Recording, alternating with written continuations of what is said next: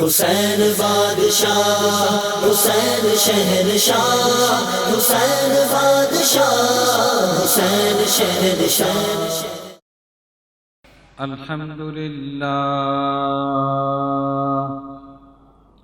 الحمدللہ نحمده ونستعینه ونستغفره ونؤمن به ونتوکل علیہ ونعوذ باللہ من شرور انفسنا ومن سیئات اعمالنا من یهده اللہ فلا مضل له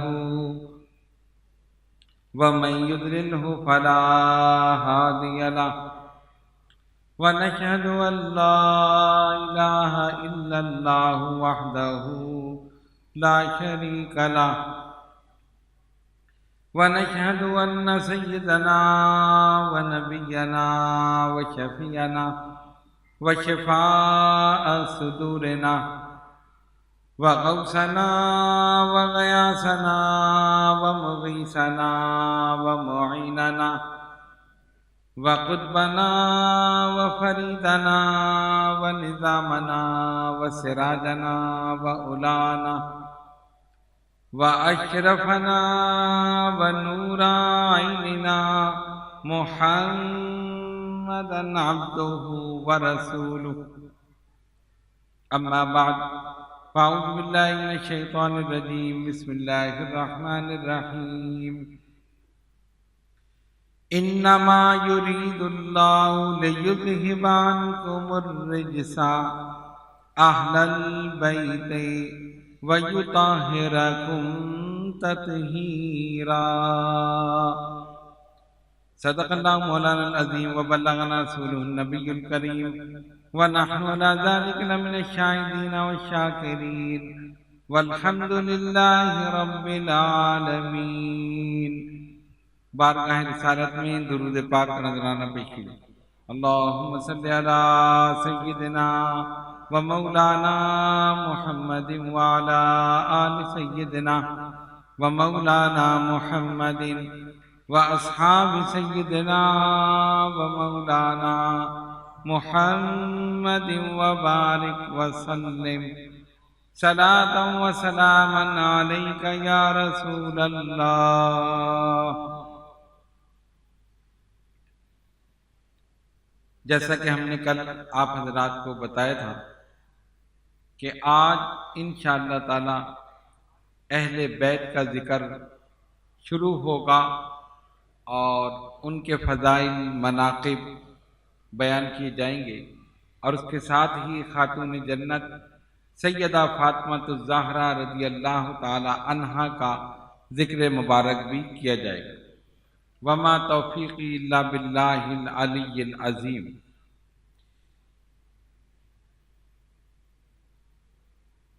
آیت مبارکہ جو آپ حضرات کے سامنے تلاوت کی، پہلے اس کا ترجمہ ارشاد ربانی ہوا، انما یرید اللہ، بے شک اللہ یہی چاہتا ہے، لیذھب عنکم الرجس اہل البیت، اے نبی صلی اللہ علیہ وسلم کے گھر والوں، تم سے ہر قسم کی ناپاکی کو دور کر دے، وَيُطَهِّرَكُمْ تَطْهِيرًا، اور تمہیں پاک کر کے خوب ستھرا کر دے۔ یہ اس آیت مبارکہ کا ترجمہ ہے۔ سورہ احزاب کی یہ آیت ہے، اور مفسرین کرام نے فرمایا کہ یہ آیت حضور پر نور صلی اللہ علیہ وسلم کے اہل بیت کی شان میں نازل ہوئی۔ پہلے یہ سمجھیں کہ اہل بیت کون ہیں۔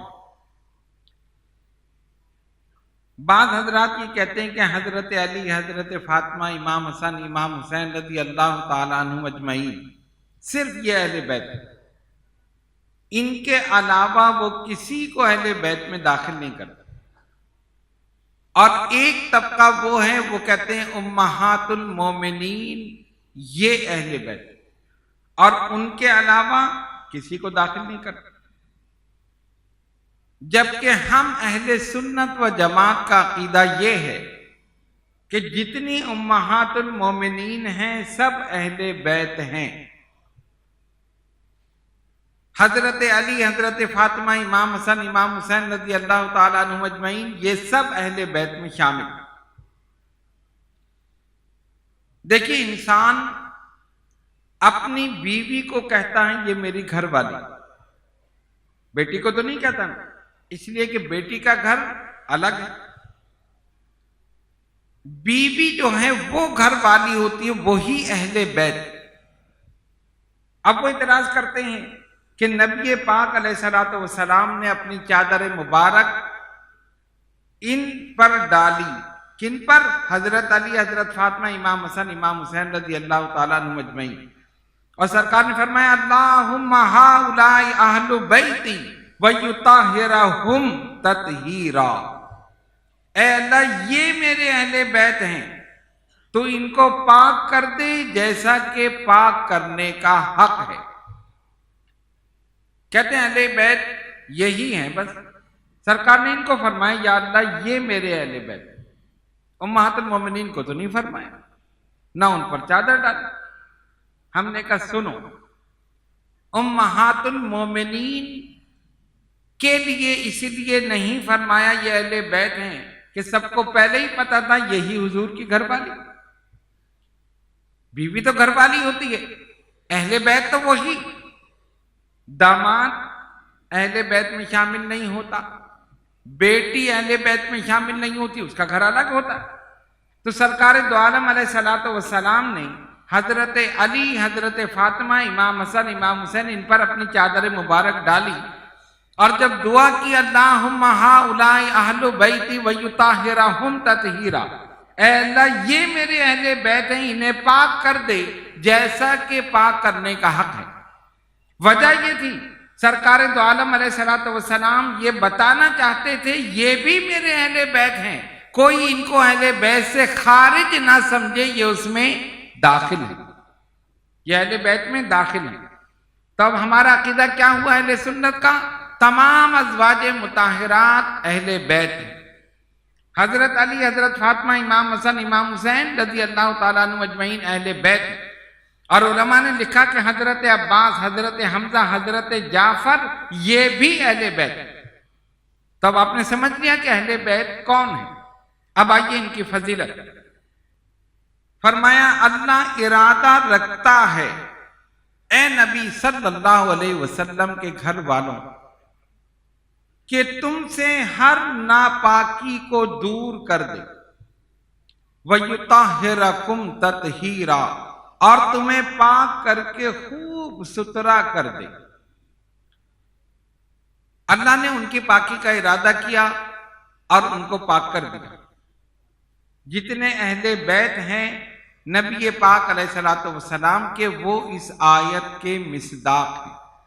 تو اللہ نے ان کی پاکی کا ذکر اپنے کلام مقدس میں فرمایا، اسی لیے شاعر نے لکھا ان کی پاکی کا خدائے پاک کرتا ہے بیان، ان کی پاکی کا خدائے پاک کرتا ہے بیان، آیے تطہیر سے ظاہر ہے شان اہل بیت، آیے تطہیر سے ظاہر ہے شان اہل بیت۔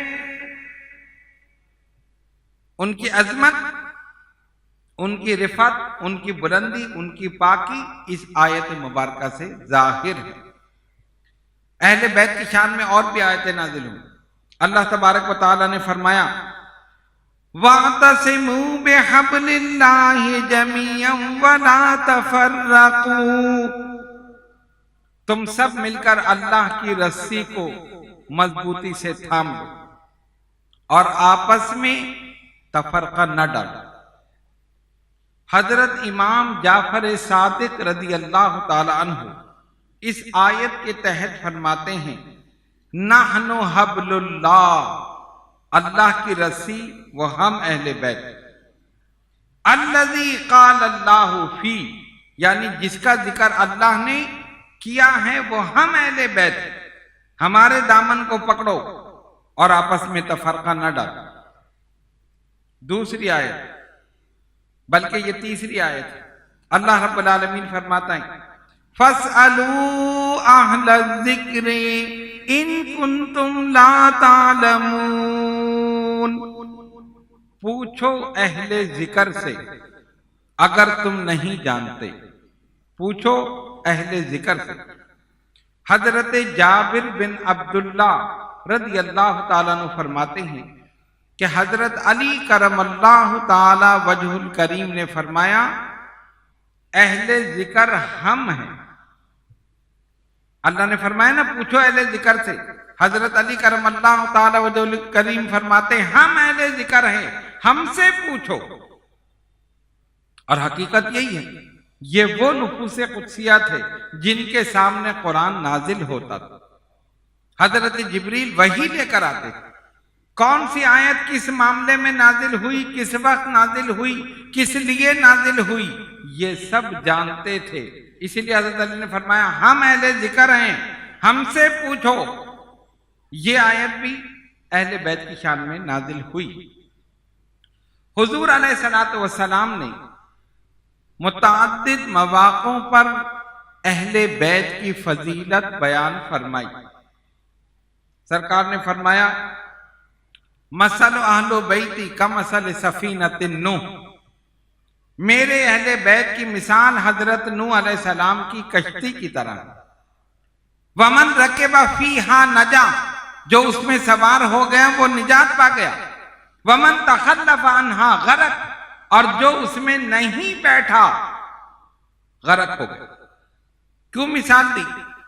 آپ نے سنا ہوگا علماء کرام سے کہ حضرت نوح علیہ السلام نے ایک بڑی وسیع اور بہت بڑی کشتی بنائی۔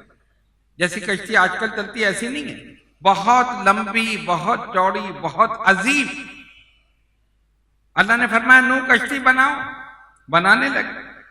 ان کی قوم کے لوگ ہنستے آپ کیا کر رہے ہیں، یہ اتنی بڑی کشتی یہ چلے گی کہاں، یہ کون سے سمندر میں چلے گی، کون سے پانی میں چلے گی، اتنی بڑی کشتی بناتے رہے خاموشی سے۔ فرمایا طوفان آنے والا، انہوں نے مذاق سمجھا۔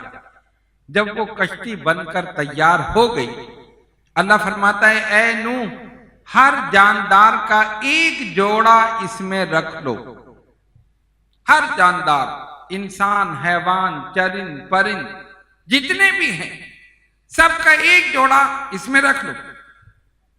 کیوں؟ ان کی نسل باقی رکھنی تھی نا۔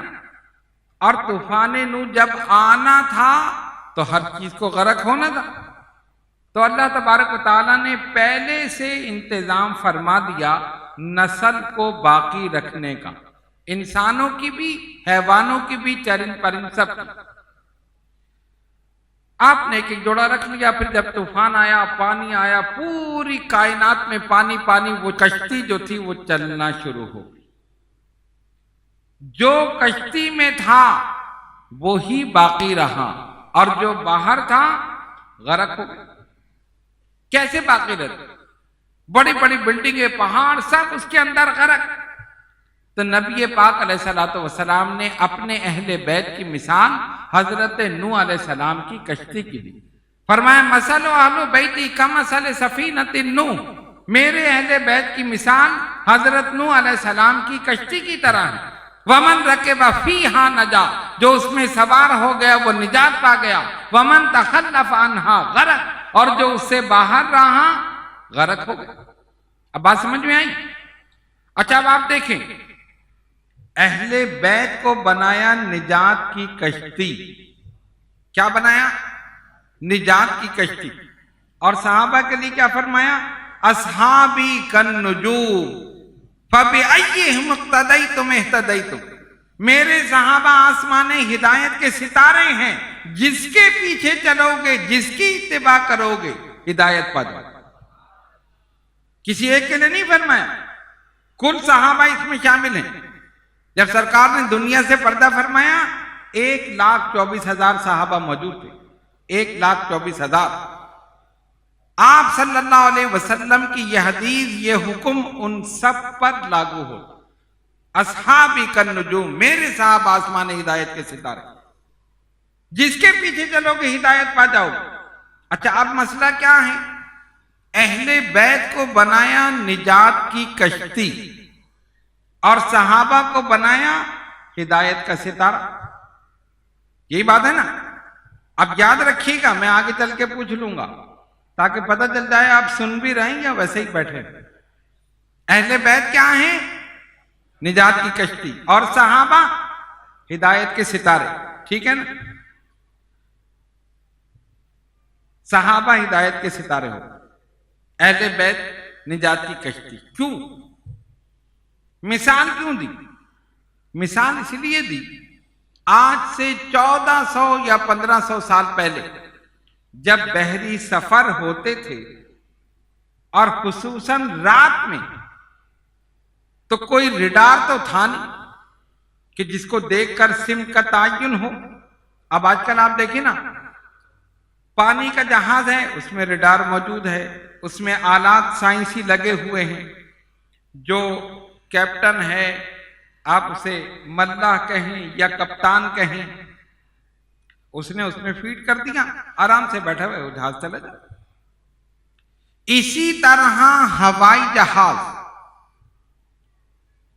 کاکپٹ میں کبھی آپ کا جانے کا اتفاق ہوا ہو؟ میں ایک دفعہ گیا تھا، ایک جاننے والا مل گیا تھا، وہ لے گیا تھا۔ ہزاروں قسم کی لائٹیں، ہزاروں قسم کے بٹن سارے لگے ہوئے۔ ایک مرتبہ جہاز کو اڑایا اور اس کو اس میں فیڈ کر دیا کدھر جانا ہے، کون سی سمت جانا ہے، اسی میں آلات لگے ہیں، اس نے اسی میں بٹن دبائے، سیٹ کر دیا۔ اب یہ نہیں کہ وہ اسٹیئرنگ پکڑے کھڑا ہے جیسے ہم گاڑی چلاتے ہیں کہ ذرا سا مسئلہ ہوا تو پتہ چلا ادھر دیکھا آپ نے آگے مار دیا، ایسا نہیں ہے۔ اس نے فیڈ کر دیا، بیٹھا ہوا چائے پی رہا ہے، آپس میں باتیں کر رہے۔ دو پائلٹ ہوتے ہیں، ایک بیٹھا رہتا ہے، دوسرا واش روم بھی ہو کر آ گیا، آپس میں گفتگو بھی ہو رہی ہے، جہاز اپنی سمت پر چلا جا رہا ہے۔ ہاں، جب لینڈنگ ہوگی تب پھر سنبھالنا ہے۔ اب ایسا نہیں خود بخود ہی اتر جائے، اب اتنی ترقی بھی نہیں کی، ہو سکتا ہے آگے جا کے ہو جائے لیکن آج کل نہیں ہے۔ خیر بہرحال، تو 1400 سال پہلے جو کشتیاں چلتی تھیں، جو جہاز چلتے تھے، وہ رات میں ستاروں کو دیکھ کر اپنی سمت کا تعین کرتے تھے، ستاروں کو دیکھ کر سمت کا تعین کرتے تھے۔ اسی لیے میرے آقا صلی اللہ علیہ وسلم نے یہ مثال دی، میرے اہل بیت نجات کی کشتی ہیں، میرے صحابہ ہدایت کے ستارے ہیں، بیٹھو یہاں اور دیکھو وہاں، بیٹھو یہاں اور دیکھو وہاں، یعنی ایک ہاتھ میں اہل بیت کا دامن ہو تو دوسرے ہاتھ میں صحابہ۔ کچھ لوگ ہیں نا جو صحابہ کو برا کہتے ہیں، صرف اہل بیت کو مانتے ہیں، کچھ ہیں جو صرف صحابہ کو مانتے ہیں اور کسی کو نہیں مانتے۔ الحمدللہ ہم اہل سنت و جماعت صحابہ کو بھی مانتے ہیں، اہل بیت کو بھی مانتے ہیں، اور جس کو مانتے ہیں اس کے فضائل کے مطابق مانتے ہیں، جیسا رسول کی زبان سے سنا ویسا ہی مانتے ہیں، نہ بڑھاتے ہیں نہ معاذ اللہ گھٹاتے، صحیح ہے نا؟ اچھا، اب اہل بیت نجات کی کشتی، صحابہ ہدایت کے ستارے، تو اگر یہ ترتیب الٹ دی جائے تو کیا ہوگا؟ یہ بھی تو ہو سکتا تھا نا کہ نبی پاک علیہ الصلوۃ والسلام فرماتے میرے صحابہ نجات کی کشتی، صحابہ جو ہے نا یہ نجات کی کشتی، اور اہل بیت یہ آسمان ہدایت کے ستارے۔ ایسا ہو سکتا تھا یا نہیں؟ لیکن ایسا نہیں ہوا۔ کیوں نہیں ہوا؟ اہل بیت کو نجات کی کشتی کیوں بنایا؟ سرکار فرماتے تھے میرے اہل بیت ہدایت کے ستارے ہیں اور صحابہ نجات کی کشتی۔ اب سنو، نبی پاک علیہ الصلوۃ والسلام کے ہر ارشاد میں، ہر عمل میں حکمت ہے، مصلحت ہے۔ اہل بیت کو بنایا نجات کی کشتی، صحابہ کو بنایا ہدایت کا ستارہ۔ اگر صحابہ کو نجات کی کشتی بنا دیتے تو رسول جانتے تھے اگر میں نے اپنے صحابہ کو نجات کی کشتی بنا دیا تو ایک وقت آئے گا کہ دنیا میرے صحابہ سے خالی ہو جائے گی۔ وقت تو آنا تھا نا بھائی، صحابی وہ ہے نا جس نے ایمان کی حالت میں رسول اللہ صلی اللہ علیہ وسلم کا دیدار کیا اور ایمان پر خاتمہ ہوا، وہ صحابی، صحیح ہے نا؟ لیکن وہ کب تک؟ 20 سال، 50 سال، 60 سال، 80 سال، 90 سال، 100 سال، پھر جانا تو تھا نا۔ ایک وقت آنا تھا کہ دنیا صحابہ سے خالی ہونی تھی۔ میرے رسول جانتے تھے اگر میں نے صحابہ کو نجات کی کشتی بنا دیا تو ایک وقت آئے گا کہ دنیا میرے صحابہ سے خالی ہو جائے گی، پھر میری امت کس کشتی میں بیٹھ کر نجات حاصل کرے گی؟ میری امت کس کشتی سے کے ذریعے نجات حاصل کرے گی؟ اور رسول یہ بھی جانتے تھے کہ وقت آئے گا کہ دنیا صحابہ سے تو خالی ہوگی لیکن میری آل قیامت تک باقی رہے گی، میرے اہل بیت قیامت تک باقی رہیں گے، اسی لیے میں اس کو بناؤں جو قیامت تک باقی رہے۔ اہل بیت نجات کی کشتی ہیں، صحابہ ہدایت کے ستارے۔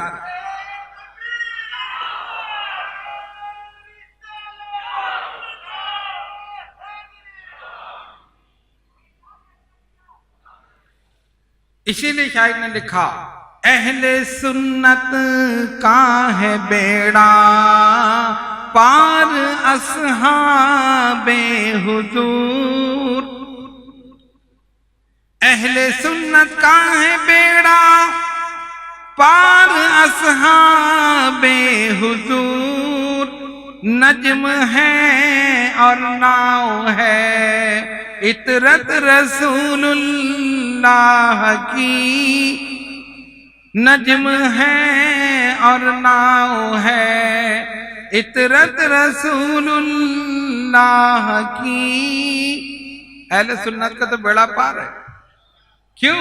بیٹھو یہاں دیکھو وہاں، ایک ہاتھ میں الحمدللہ ہمارے اہل بیت کا دامن ہے اور دوسرے ہاتھ میں صحابہ کا، ان کو بھی مانتے ہیں ان کو بھی مانتے ہیں، یہاں بھی کامیاب وہاں بھی کامیاب۔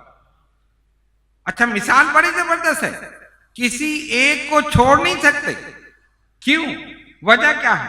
اب آپ دیکھیں، بحری سفر ہوتے نا، جہاز میں بیٹھتے تھے اور ستاروں کو دیکھ کر ہدایت حاصل کرتے تھے، رہنمائی حاصل کرتے تھے، تب منزل پر پہنچتے تھے۔ اگر کشتی میں بیٹھ جائیں اور ستاروں کو نہ دیکھیں تو کیا منزل پر پہنچیں گے؟ نہیں پہنچیں گے۔ وہ تو سمت کا تعین کرنا ہے، جانا ادھر ہے پہنچ گئے ادھر۔ اگر کشتی میں بیٹھے اور ستاروں سے نظر ہٹا لی منزل پر نہیں پہنچو گے، اور اگر ستاروں پر نظر رکھی کشتی میں بیٹھے ہی نہیں، کھڑے رہے ساحل پر، تب بھی منزل پر نہیں پہنچو گے۔ منزل پر پہنچنے کے لیے لازم ہے کشتی میں بھی بیٹھو، ستاروں کو بھی دیکھو۔ بات سمجھ میں آئی؟ کشتی میں بھی بیٹھو، ستاروں کو بھی دیکھو، اہل بیت کا دامن بھی پکڑو، صحابہ کا بھی پکڑو، یہاں بھی کامیاب وہاں بھی کامیاب۔ اب بات سمجھ میں آ گئی؟ تو اہل بیت کی محبت ہر مسلمان پر واجب ہے، لازم ہے، ضروری ہے۔ نبی پاک علیہ الصلوۃ والسلام نے اپنی تبلیغ جو ہدایت ہمیں پہنچائی، وہ جو سیدھا راستہ دکھایا، وہ ہر چیز کے بدلے فرمایا میں کچھ نہیں چاہتا سوائے اپنے قرابت داروں کی محبت۔ جو میرے قریبی ہیں ان سے تم محبت کرو، بس یہی میرا صلہ ہے جو میں نے تمہیں تبلیغ کی ہے اور ہدایت پہنچائی ہے۔ یہ اہل بیت کی فضیلت ہم نے بیان کی، اور ایک حدیث میں نبی پاک علیہ الصلوۃ والسلام نے فرمایا حجۃ الوداع کے موقع پر، میں اپنے پیچھے 2 وزنی چیزیں چھوڑے جا رہا ہوں، ترکت فیکم الثقلین، میں تم میں 2 بھاری چیزیں، وزنی چیزیں چھوڑے جا رہا ہوں، ایک کتاب اللہ ہے اور ایک میرے اہل بیت۔ دونوں کو مضبوطی سے تھام لو، کامیاب ہو جاؤ۔ اچھا وزنی چیز فرمایا، قیمتی نہیں فرمایا. یہ بھی فرما سکتے تھے نا میں اپنے پیچھے ایک قیمتی چیز یا دو قیمتی چیز چھوڑے جا رہا ہوں. نہیں، وزنی چیزیں چھوڑے جا رہا ہوں. دو. کیوں؟ اس لیے کہ ہر قیمتی چیز وزنی نہیں ہوتی. ہر قیمتی چیز وزنی نہیں ہوتی. ڈالر آپ لیں اپنے ہاتھ میں، قیمتی ہے نا. $10 $20 $50,000 پھونک مارے اڑ جائے گا نا. کاغذ قیمتی ہے، وزنی نہیں. اس لیے یہ نہیں فرمایا میں اپنے پیچھے قیمتی چیز چھوڑے جا رہا ہوں. وزنی چیزیں، دو وزنی چیزیں چھوڑے جا رہا ہوں.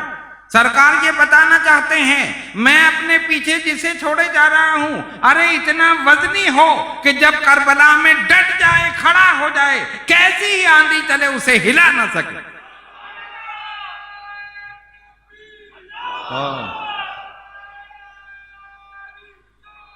یا رسول اللہ، یا علی. اس لیے فرمایا ترکت فیکم الثقلین، میں اپنے پیچھے دو وزنی چیزیں چھوڑے جا رہا ہوں. ایک کتاب اللہ، دوسری میرے اہل بیت. اب آئیے ذکر کرتے ہیں خاتون جنت سیدہ طیبہ طاہرہ عابدہ زاہدہ، جتنے القابات میں ان کے لیے کہیں کم. ان کا مقام تو بہت بلند. ہم جو کچھ بیان کر رہے ہیں یہ ان کا مقام نہیں ہے، یہ تو ہماری اپنی جانکاری کی حد ہے. ان کا مقام تو ورا ہے. ہم جو ان کا ذکر کر رہے ہیں اس لیے کہ ہم اپنی عاقبت درست کر رہے ہیں. ان کو ضرورت نہیں کہ ان کا ذکر ہو، ان کا ذکر تو زمین و آسمانوں میں ہو رہا. نبی پاک علیہ الصلوۃ والسلام کو اللہ تبارک و تعالی نے 4 صاحبزادیاں عطا فرمائیں. کتنی؟ 4. بعض لوگ کہتے ہیں 1، لیکن ہم کہتے ہیں 4. حقیقت یہی ہے. علماء نے لکھا اور مستند روایات کے مطابق سب سے بڑی صاحبزادی کا نام سیدہ زینب رضی اللہ تعالی عنہا، دوسری سیدہ رقیہ رضی اللہ تعالی عنہا، تیسری سیدہ ام کلثوم رضی اللہ تعالی عنہا، اور چوتھی خاتون جنت سیدہ فاطمہ الزہرا رضی اللہ تعالی عنہا. سرکار کے 2 صاحبزادے حضرت قاسم اور حضرت عبداللہ. حضرت قاسم کی وجہ سے سرکار نے کنیت رکھی ابو القاسم. یہ نبی پاک علیہ الصلوۃ والسلام کی کنیت. اچھا، یہ تمام صاحبزادیاں ام المومنین سیدہ خدیجۃ الکبریٰ رضی اللہ تعالی عنہا کے بطن سے، جبکہ ایک صاحبزادے ابراہیم وہ حضرت ماریہ قبطیہ کے بطن سے. یہ نبی پاک علیہ الصلوۃ والسلام کی مبارک مقدس اولاد. سیدہ خاتون جنت رضی اللہ تعالی عنہا سب سے چھوٹی تھی اپنی بہنوں میں، اور نبی پاک علیہ الصلوۃ والسلام کی سب سے زیادہ چہیتی تھی. آپ کی ولادت اس وقت ہوئی جب قریش بیت اللہ کی تعمیر نو کر رہے تھے. اس وقت آپ کی ولادت ہوئی. اس میں گرامی فاطمہ جو فاطمہ سے مشتق ہے، اور فاطمہ کے معنی چھڑانا، روکنا. آپ کو فاطمہ کہنے کی وجہ تسمیہ یہ ہے کہ آپ اہل ایمان کو قیامت کے دن جہنم سے چھڑا دیں، روک لیں. علماء نے یہ وجہ لکھی. نبی پاک علیہ الصلوۃ والسلام آپ سے بے حد محبت فرماتے تھے. جب سرکار نے ہجرت فرمائی تو صدیق اکبر رضی اللہ تعالیٰ عنہ سرکار کے ساتھ تھے. مدینہ طیبہ پہنچ گئے. کچھ عرصے کے بعد اپنے خادموں کو بھیجا کہ جاؤ میرے اہل خانہ کو لے آؤ. حضرت اسامہ بن زید اور ایک اور صحابی یہ گئے نبی پاک علیہ الصلوۃ والسلام کے اہل خانہ کو لے کر مدینہ طیبہ پہنچ گئے۔ مدینے پہنچ کر مسلمانوں نے سکھ کا سانس لیا۔ وہ کافروں کی طرف سے جو مستقل شورش، ڈر، خوف، یہ ساری چیزیں جو تھیں وہ ختم ہو گئی اور بظاہر مسلمان سکون سے ہو گئے، اطمینان سے ہو گئے۔ مسجد نبوی کی تعمیر ہو گئی، امہات المومنین کے حجرے قائم ہو گئے، سلسلہ شروع ہوا۔ ایک روایت کے مطابق آپ کی عمر 15.5 سال اور دوسری روایت کے مطابق 18 سال جب ان کا نکاح ہوا حضرت علی شیر خدا رضی اللہ تعالی عنہ کے ساتھ۔ روایت میں آتا ہے کہ حضرت صدیق اکبر رضی اللہ تعالی عنہ اور حضرت فاروق اعظم رضی اللہ تعالی عنہ یہ دونوں مسجد نبوی میں بیٹھے ہوئے تھے، اور ان کے ساتھ حضرت سعد بن معاذ رضی اللہ تعالیٰ عنہ وہ بھی تھے۔ یہ تین بیٹھے تھے۔ سیدہ کے رشتے کے بارے میں گفتگو ہوئی تو حضرت ابو بکر صدیق رضی اللہ تعالیٰ عنہ نے حضرت عمر رضی اللہ تعالیٰ عنہ سے کہا کہ بڑے بڑے شرفاء اس رشتے کے لیے پیغام دے چکے ہیں، لیکن آقا دو جہاں صلی اللہ علیہ وسلم نے صرف ایک جملہ فرمایا، جسے اللہ چاہے گا، جسے اللہ چاہے گا۔ اور ظاہر ہے یہ ایک بہت بڑا شرف تھا۔ خاتم النبیین، شفیع المذنبین، محبوب رب العالمین صلی اللہ علیہ وسلم کی دامادی کا شرف حاصل ہو، خاتون جنت سے رشتہ ہونا کتنی بڑی بات ہے۔ تو بہت سے شرفاء نے پیغام دیا، سرکار نے فرمایا جسے اللہ چاہے گا۔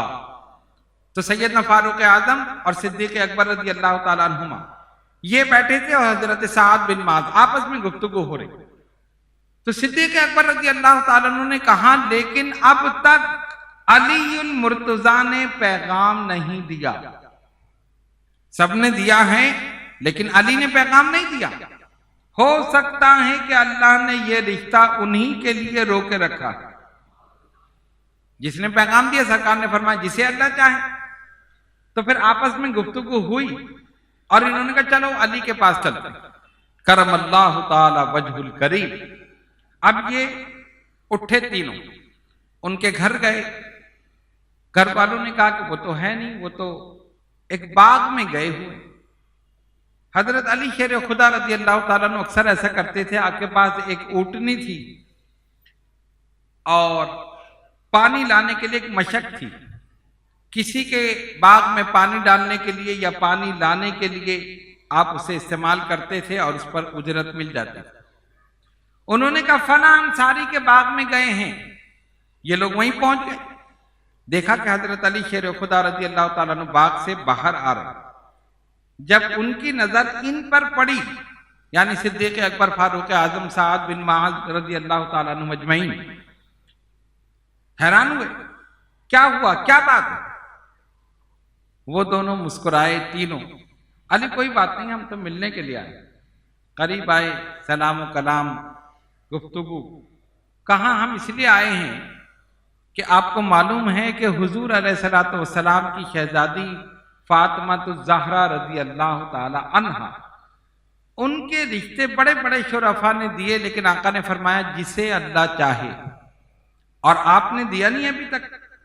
آپ قریبی ہیں، چچا زاد بھائی ہیں، اسلام لانے میں بھی اولین میں سے ہیں، آپ نے ابھی تک رشتہ نہیں دیا۔ ہمارا خیال ہے اللہ نے یہ رشتہ آپ ہی کے لیے روک کے رکھا۔ تو ایسا کریں کہ آپ چل کر رشتہ دیں، ہو سکتا ہے سرکار قبول کر لے۔ حضرت علی شیر خدا رضی اللہ تعالیٰ عنہ کی آنکھوں سے آنسو جاری ہو۔ انہوں نے دیکھا کہ علی رو رہے ہیں۔ کیا ہوا علی، کیا ہوا؟ کہا میرے پاس تو کچھ بھی نہیں ہے، میں تو ایک غریب سادہ انسان ہوں، میں کیسے یہ پیغام دے سکتا ہوں، اور سرکار کیسے اپنی صاحبزادی کا نکاح مجھ سے کرے؟ میرے پاس تو کھلانے پلانے کے لیے کچھ نہیں، میں تو یہ مزدوری کر رہا ہوں۔ حضرت صدیق اکبر رضی اللہ تعالیٰ نے فرمایا آپ پریشان نہ ہوں، آپ رشتہ دیں، اگر مسئلہ ہوگا تو مالی اعانت ہم بھی کریں گے، آپ چل کر رشتہ دیں۔ بڑی ان کو تسلی دی. ان کا ٹھیک ہے. اب وہ لوگ چلے حضرت علی شیر خدا رضی اللہ تعالیٰ عنہ کے ساتھ مسجد میں آئے. یہ لوگ ٹھہر گئے باہر اور حضرت علی شیر خدا رضی اللہ تعالیٰ عنہ مسجد نبوی میں تشریف لائے. سرکار رونق افروز آئے. ہمت نہیں ہوئی کہ میں کیسے کہوں. ادب بھی ہے، احترام بھی ہے اور اپنی کیفیت بھی جانتے ہیں. سرکار کے سامنے ویسے ہی بات کرتے ہوئے ڈرتے ہیں. خاموش بیٹھ گئے. ارے ان کو بتانے کی ضرورت کیا، وہ تو پہلے ہی جانتے. بتایا تو اسے جائے جو جانتا نہ ہو. جو فرش پہ رہ کر عرش کی خبریں دے وہ نہیں جانتا علی کس لیے آئے، علی کیسے آئے. پوچھا پھر بھی مسکرا کے کیسے آئے. یا رسول اللہ صلی اللہ علیہ وسلم میں اس کام کے لیے آیا. مقصد بیان کر دیا. پہلے بیان نہیں کر رہے، سرکار نے بار بار پوچھا، ہمت کر کے بیان کر دیا. حضور علیہ الصلوۃ والسلام نے جیسے ہی سنا چہرہ مبارک پر خوشی کے آثار ظاہر ہوئے اور چہرہ مبارک چمک اٹھا. فرمایا علی تمہارے پاس کیا ہے؟ سرکار ایک تلوار ہے، ایک زرہ ہے، ایک اونٹنی ہے. فرمایا تلوار تو تمہارے کام کی ہے، زرہ جو ہے وہ بھی جنگ میں کام آئی، اور اونٹنی پر تم پانی وغیرہ لے کر آتے ہو. ایسا کرو کہ تم زرہ جو ہے اس کو بیچ کر کچھ انتظام کر دو، جتنے میں بھی بکے تم پیسے لے آؤ. خوش ہو گئے. مسجد سے باہر آئے، دیکھا کہ یہ لوگ کھڑے ہیں. ان کو جیسے ہی سنا یہ بھی خوش ہوئے اور یہ سب دوڑ کر مسجد میں چلے. اس کے بعد تو خوشی کا عالم دید نہیں تھا. ہر صحابی خوش تھا، خصوصاً صدیق اکبر، فاروق اعظم، سعد بن معاذ رضی اللہ تعالی عنہ اجمعین، کہ ان تینوں نے حضرت علی شیر خدا کو اس بات کی طرف متوجہ کیا تھا اور تسلی دی تھی. حضرت علی فرماتے ہیں کہ سرکار نے رشتہ قبول کر لیا. انہوں نے مبارکباد دی اور اس کے بعد سلسلہ شروع ہوا. حضرت علی فرماتے ہیں کہ میں وہ زرہ لے کر نکلا اور میری ملاقات ہوئی حضرت عثمان غنی رضی اللہ تعالیٰ عنہ. علی کہاں جا رہے ہیں، سارا معاملہ ان کو سنایا. وہ بھی خوش ہوئے، مبارکباد دی اور پوچھا کہ کتنے میں بیچیں گے. حضرت علی شیر خدا رضی اللہ تعالیٰ عنہ نے فرمایا کہ آپ جتنے میں لے لیں. بعض روایت میں یہ آیا کہ 700 درہم اور مختلف روایتیں. بہرحال کہتے ہیں کہ میں نے بتایا، قیمت انہوں نے مجھے دے دی، میں نے زرہ ان کو دے دی. بھئی یہی ہوتا ہے نا، قیمت لے کر چیز دے دی جاتی ہے. تو حضرت علی نے حضرت عثمان کو زرہ دے دی، حضرت عثمان نے پیسے حضرت علی کو دے دیے اور اس کے بعد وہی زرہ تحفے میں حضرت علی کو پیش کر دی. اس کو کہتے ہیں ایثار، اس کو کہتے ہیں محبت. صحابہ اور اہل بیت میں کتنی محبت تھی. وہ جانتے تھے کہ جنگ میں ان کو زرہ کی ضرورت ہوگی اور ابھی ان کو پیسے کی ضرورت ہے، اور یہ اتنے خوددار ہیں کہ ویسے اگر میں پیسے دوں تو یہ لیں گے نہیں. علی کی خودداری پر حرف آئے گا. علی نے کبھی کسی کے آگے ہاتھ نہیں پھیلایا، اس لیے وہ زرہ ان سے خرید کر پہلے پیسے ان کو دے دیے، زرہ ان سے لے لی. کہا علی یہ میں نے آپ سے لے لی. کہاں لے لی؟ اب یہ تحفے میں آپ کو پیش کر. کہتے میں آیا اور پیسے لے کر سرکار کی خدمت میں پیش کیے، اور عثمان غنی رضی اللہ تعالیٰ عنہ کا طرز عمل جو انہوں نے میرے ساتھ اختیار کیا تھا، میں نے سرکار کو بتایا. آقا نے ہاتھ اٹھا کر حضرت عثمان کے لیے دعا کی. ایک کہتے ہیں دعائیں کرانا، ایک کہتے ہیں دعا لینا. یاد رکھا کرو، میں اکثر بتاتا ہوں لوگوں کو لیکن بھول جاتے ہیں سارے. پتہ نہیں کیا بات ہے، ان کو شاید بادام کھلانے پڑیں گے، کشمش کھلانی پڑے گی. ایک ہے دعائیں کرانا، ایک ہے دعائیں لینا. دونوں میں فرق ہے. دعائیں کرانا، ہمارے لیے دعا کر دیجئے، وہ کہتے ہیں ہمارے بچے کے لیے، وہ کہتے ہیں فلاں کے لیے. ٹھیک ہے کر دیں گے، یہی ہے نا. اور ایک ہے دعائیں لینا، ایسا کام کرنا دل سے دعا نکلے. بات سمجھ میں آئی؟ ایسا کام کرنا دل سے دعا نکلے. اور عثمان غنی رضی اللہ تعالیٰ عنہ نے اس وقت ایسا ہی کام کیا. آقا نے ہاتھ اٹھا کر ان کے لیے دعا کی. سرکار نے فرمایا صدیق اکبر رضی اللہ تعالیٰ عنہ سے پیسے دیے، جاؤ کچھ سامان خرید لاؤ، نکاح کے لیے جو ضروری سامان ہوتا ہے وہ خرید لاؤ۔ اب نکاح کا انتظام ہو رہا، کس کے نکاح کا؟ خاتون جنت شہزادی شہنشاہ کونین صلی اللہ علیہ وسلم۔ شاعر نے لکھا کس کے نکاح کا انتظام ہو رہا ہے، کس کی شادی ہو رہی ہے؟ سنو، وہ صبح نور چشمے رحمتاً للعالمی زہرا، نگین خاتم تسکین ختم المرسلی زہرا، وہ زہرا جو شفیع اسوہ سرکار عالی تھی، علی سے عاجوزی زہرا کی شادی ہونے والی تھی۔ اللہ اکبر۔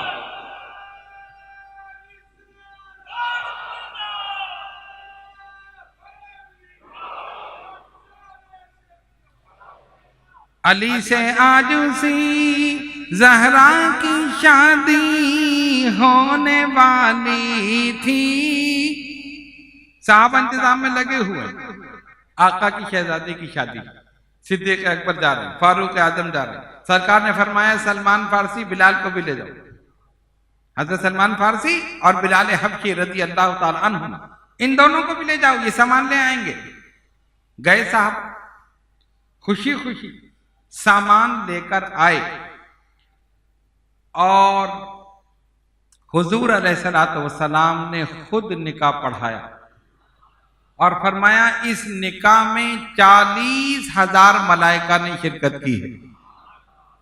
غور کرو، 40,000 ملائکہ نے شرکت کی ہے۔ کیوں نہ ہو ہم اپنی اولاد کی شادی کریں، زمین والوں کو بلاتے ہیں، شہنشاہ کون و مکان کی شہزادی کی شادی تھی، زمین والے بھی شریک تھے، آسمان والے بھی آ گئے۔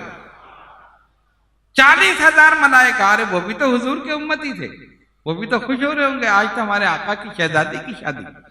فرمائے اس نکاح میں 40,000 ملائکہ نے شرکت کی ہے۔ اس روایت کو کشف الغمہ فی معرفت الائمہ، اس میں علی بن عیسیٰ اربلی نے اس کو روایت کیا ہے، جو ہم نے آپ کے سامنے بیان کی، یہ شادی کی روایت۔ نکاح ہو گیا۔ حافظ ابن حجر الاصابہ میں لکھتے ہیں کہ نکاح ہوا ماہ رجب 1 ہجری میں، اور رخصتی غزوہ بدر کے بعد 2 ہجری میں ہوئی، خاتون جنت رضی اللہ تعالی عنہا کی۔ نکاح ہو گیا۔ اچھا، جب نکاح ہوتا ہے تو جہیز بھی ہوتا ہے نا، جہیز شادی سے پہلے ہی ہوتا ہے، بلکہ یہاں تو پہلے ہی لکھوا لی جائے یہ چیزیں دینی ہیں بھائی۔ بعض کمیونٹی میں تو فلیٹ بھی دیا جاتا ہے، فلیٹ دو گے، وہ بیچارہ کما کے مر گیا، اگر 2-3 بیٹیاں ہوئی تو اس کے تو کباڑا ہی ہوتا۔ فلیٹ بھی ضروری ہے، اس چیز کو ختم ہونا چاہیے۔ یہ ہم خود ختم کریں تب ہے، جن کے لڑکے ہیں وہ خود ختم کریں، وہ کہیں نہیں ہمیں نہیں چاہیے، ہمیں صرف لڑکی چاہیے بس۔ لیکن بہرحال باتیں سب کرتے ہیں، لیکن جب لینے کا موقع آتا ہے کہ آنے تو ٹھیک ہے۔ اگر ان میں سے، ان کمیونٹی میں سے کوئی بیٹھا ہو تو ناراض نہ ہو، حقیقت تو یہی ہے۔ خیر بہرحال اب سنو، آقا دو جہاں صلی اللہ علیہ وسلم نے کیا جہیز دیا اپنی شہزادی کو۔ علماء نے لکھا کہ شہنشاہ کون و مکان صلی اللہ علیہ وسلم نے اپنی شہزادی کو جو جہیز دیا وہ بان کی ایک چارپائی، چمڑے کا ایک گدا جس کے اندر روئی کے بجائے کھجور کے پتے، ایک چھاگل، ایک مشک پانی لانے کے لیے، اور 2 چکیاں، یہ ہے کل جہیز شہنشاہ کون و مکان کی شہزادی۔ اور اس کے مقابلے میں آج اگر ہم دیکھ لیں تو تو ہم نے کتنا اسراف کر لیا، ہم سب اس میں شامل ہیں۔ اگر سب مل کر ہی اس کو کم کریں تب کم ہو، ایک آدھ کے کرنے سے نہیں ہوگا۔ خیر بارہ، اب ان کو کیا ملا سنیے۔ جہیز ان کو ملا جو کچھ شہنشاہ دو عالم سے، ملا ہے درس ہم کو سادگی کا فخر آدم سے، متاع دنیاوی جو حصہ زہرا میں آئی تھی، کھجوری کھردرے سے بان کی ایک چار پائی تھی، مشقت عمر پر کرنا لکھا تھا جو مقدر میں، ملی تھی چکیاں دو تاکہ آٹا پیس لیں گھر میں، ملی تھی چکیاں دو تاکہ آٹا پیس لیں گھر میں۔ یہ ہے کل جہیز سیدہ خاتون جنت رضی اللہ تعالی عنہا۔ اچھا، 2 ہجری میں جب رخصتی ہوئی، رخصت ہو کر اپنے شوہر حضرت علی مرتضی رضی اللہ تعالی عنہ کے گھر تشریف لائی۔ سرکار دو عالم علیہ السلام خود تشریف لے گئے۔ ان کے گھر میں بیٹھ کر آقا نے وضو فرمایا، اور وضو کا جو بچا ہوا پانی تھا اس پر دم کیا، ان دونوں پر دم کیا اور پانی ان دونوں پر چھڑکا۔ علی ادھر آؤ، حضرت علی پہنچے، ان پر پانی چھڑکا۔ فاطمہ تم ادھر آؤ، وہ تشریف لائیں، ان پر پانی چھڑکا۔ اور اس کے بعد رحمتوں والے ہاتھ اٹھائے، اللہم بارک فیہما وبارک علیہما وبارک لہما فی نسلہما۔ سرکار نے دعا فرمائی، اے اللہ ان دونوں میں برکت ڈال دے اور ان کی نسل میں بھی برکت ڈال دے۔ سرکار نے دعا فرمائی۔ آقا کی دعا کیسے قبول نہ ہو؟ ایسی برکت ہوئی کہ آج تک اولاد علی اولاد فاطمہ موجود ہیں، قیامت تک موجود رہے، نجات کی کشتی کی طرح۔ وہ الگ ہیں کہ لوگ قدر کریں یا نہ کریں، پہچانے یا نہ پہچانے، لیکن اولاد موجود ہے۔ نبی پاک علیہ السلام کے خادم تھے حارثہ بن نعمان۔ ان کے بہت سارے مکانات تھے، کچھ مکان انہوں نے سرکار کو ہدیتاً تحفتاً دیے تھے۔ تو جب حضرت علی شیر خدا رضی اللہ تعالیٰ عنہ کا نکاح ہوا تو آپ نے ایک مکان کرائے پر لے لیا، اور اس مکان میں رخصت ہو کر خاتون جنت رضی اللہ تعالیٰ عنہ گئیں۔ تو ایک دن آپ تشریف لائیں نبی پاک علیہ السلام کے پاس، اور فرمایا بابا جان حارثہ بن نعمان سے کہیں کہ ایک مکان ہمیں بھی دے دے۔ سرکار نے فرمایا نہیں، یہ مناسب نہیں، اس لیے کہ وہ پہلے ہی مجھے کئی مکان دے چکا ہے، تو اب مجھے یہ اچھا نہیں لگتا کہ میں پھر ان سے کہوں کہ میری بیٹی کے لیے مکان دے دو، وہ پہلے ہی خود کئی مکان دے چکا ہے۔ حضور علیہ السلام کے یہ الفاظ، یہ گفتگو کسی نے سن لی اور حارثہ بن نعمان کے کانوں تک یہ بات پہنچ گئی۔ وہ فوراً بارگاہ رسالت صلی اللہ علیہ وسلم میں حاضر ہوئے، عرض کی یا رسول اللہ صلی اللہ علیہ وسلم میں نے یہ سنا ہے۔ فرمایا صحیح سنا ہے، ہم مناسب نہیں سمجھتے، تم پہلے ہی خدمت کر چکے ہو، تم نے فلاں فلاں وقت مکانات دیے۔ آقا یہ جتنے مکان ہیں سب آپ ہی کے تو ہیں، میرا کیا ہے؟ میں بھی آپ کا ہوں، یہ مکان بھی آپ کے ہیں، یہ سب آپ کے ہیں، اور آپ کی شہزادی کے لیے اگر میں مکان دوں میرے لیے باعث فخر ہے، میری نجات کا باعث ہے۔ جو کچھ اس عاشق کو کہنا تھا آقا کی بارگاہ میں کہا، خوشامد کی، اور ایک مکان سیدہ کے لیے دے دیا۔ حضور نے ان کے لیے دعا فرمائی۔ تو اس وقت پھر وہ منتقل ہو گئیں اس مکان میں جو حارثہ بن نعمان نے دیا تھا۔ اچھا، اب وہاں کیا کیفیت تھی؟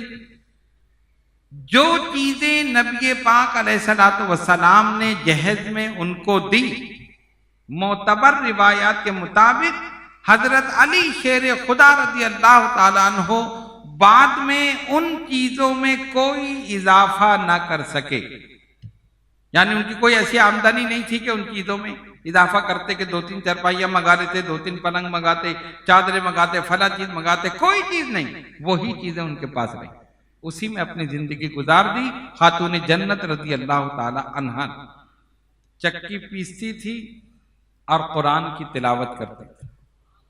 آج ہماری عورتیں کرتی ہیں، چکی تو غائب ہی ہو گئی، ہے ہی نہیں۔ اب تو گرینڈر موجود ہے، ڈالو بٹن دباؤ، کھٹ سے ہو گیا ساتھ، لو بھائی پیس کے دے دیا۔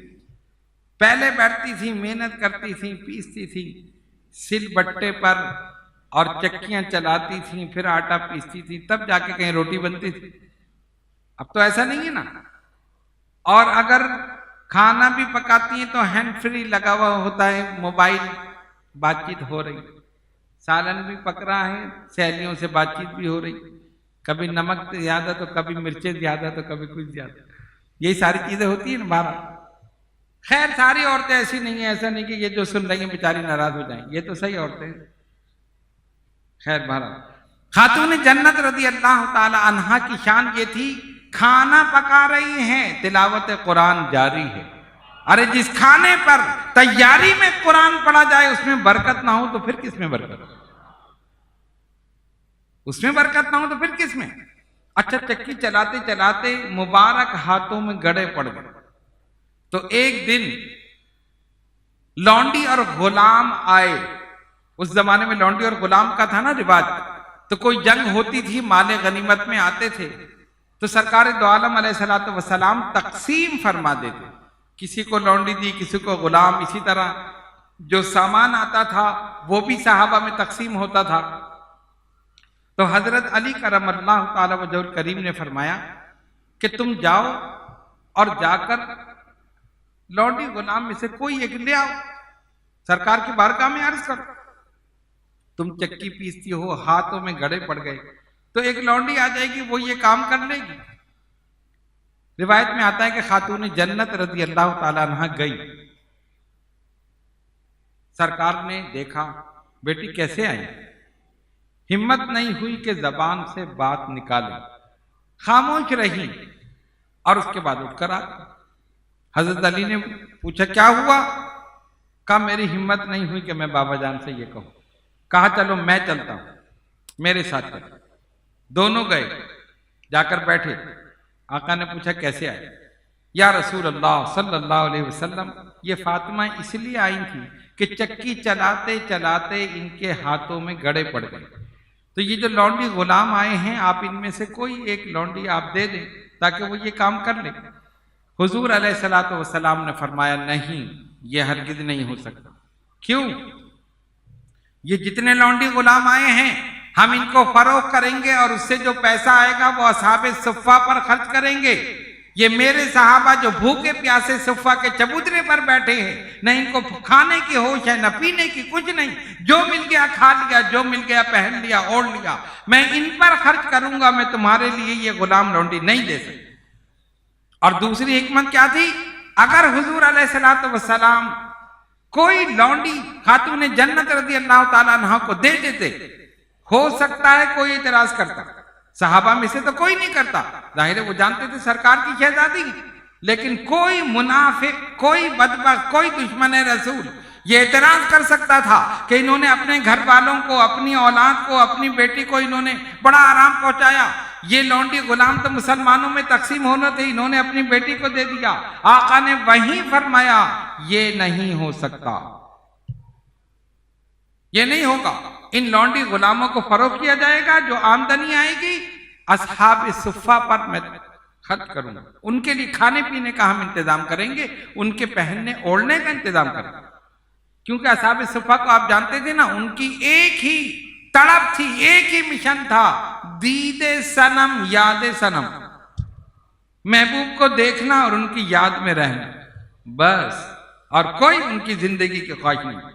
حضرت ابو ہریرہ انہی میں سے تھے کہ جنہوں نے سب سے زیادہ حدیثیں جن سے مروی ہیں، اسی لیے کہ حاضر باش تھے بارگاہ مصطفیٰ صلی اللہ علیہ وسلم کے۔ اب کیا ہوا؟ خاموش ہو کر آ گئے، کوئی شکوہ شکایت نہیں، خاموش ہو کر خاتون جنت رضی اللہ تعالیٰ عنہ واپس آ گئی۔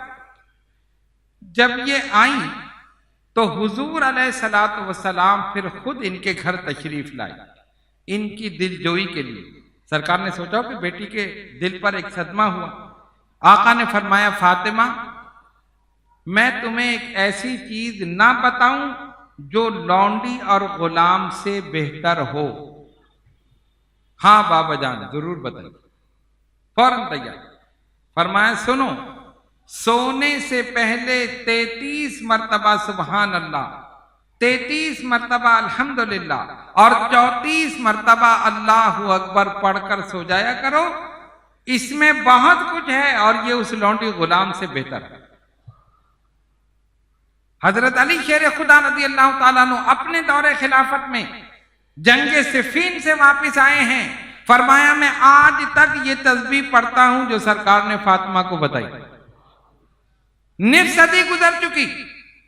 لوگوں نے پوچھا صفین کی رات بھی آپ نے پڑھی؟ ہاں میں نے اس رات بھی میں نے یہ پڑھی۔ آقا نے جو فرمایا تھا میں ہر رات یہ پڑھ کر سوتا ہوں۔ تو آپ دیکھیں کہ حضور پر نور صلی اللہ علیہ وسلم نے کس طرح اپنی اولاد کے ساتھ سلوک کیا کہ کوئی انگلی نہ اٹھا سکے، کوئی اعتراض نہ کر سکے۔ سیدہ خاتون جنت اور حضرت علی شیر خدا رضی اللہ تعالی عنہ دونوں یہ تسبیح پڑھتے رہے، اور اس کے بعد انہوں نے کبھی بھی یہ مطالبہ نہیں کیا کہ ہمیں غلام اور لونڈی دیں۔ وہ جانتے تھے کہ آقا کے فرمان کی حکمت مصلحت کیا ہے، اور جو انہوں نے بتا دیا ہے وہی ہم پڑھیں۔ ایک دن نبی پاک علیہ الصلوۃ والسلام اپنے گھر میں بیٹھے ہیں کاشان نبوت میں، دوپہر ہے، گرمی ہے، شدت ہے، تمازت ہے۔ آقا نے ام ایمن کو بھیجا، جاؤ میری بیٹی کی خبر لے کر آؤ۔ چلی گئی۔ سیدنا امام حسن رضی اللہ تعالیٰ عنہ کی ولادت ہو چکی تھی۔ آج ہم نے ان دونوں کی ولادت کا ذکر نہیں کیا، وہ انشاءاللہ کل کریں گے، کیونکہ کل حضرت امام حسن رضی اللہ تعالیٰ عنہ کا بیان ہوگا، تو اسی میں ہم دونوں شہزادوں کی ولادت کا ذکر کریں گے۔ رمضان المبارک کا مہینہ تھا، دوپہر کا وقت تھا، شدت کی گرمی پڑ رہی تھی۔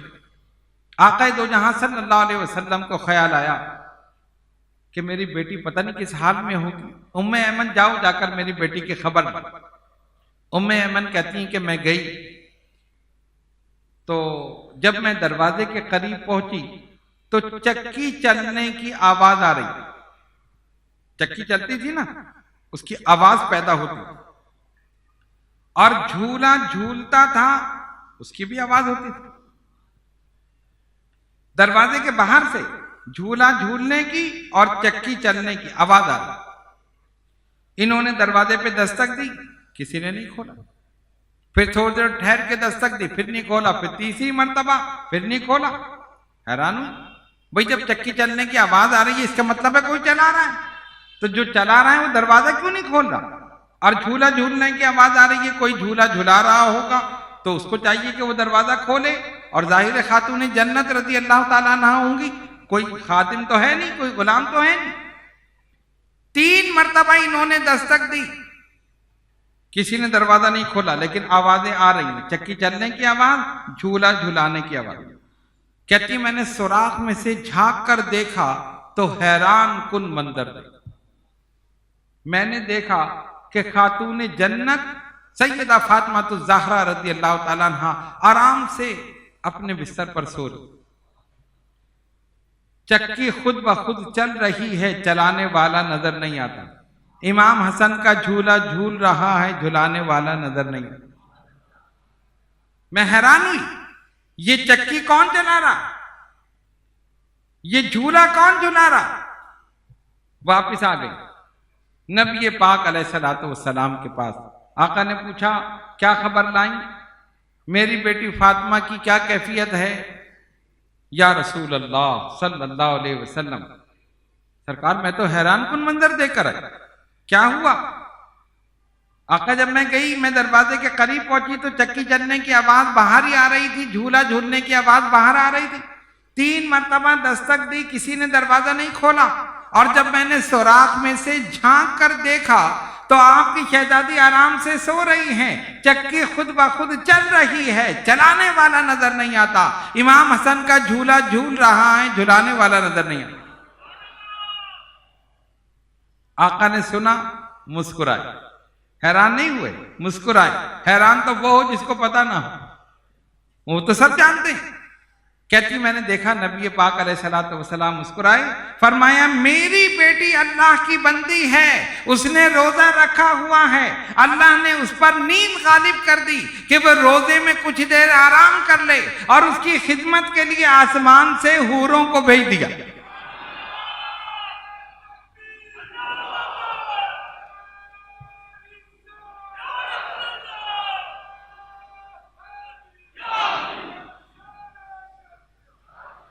اسی لیے شاعر نے لکھا وہ خاتون جنا معصوم حوریں باندیاں جن کی،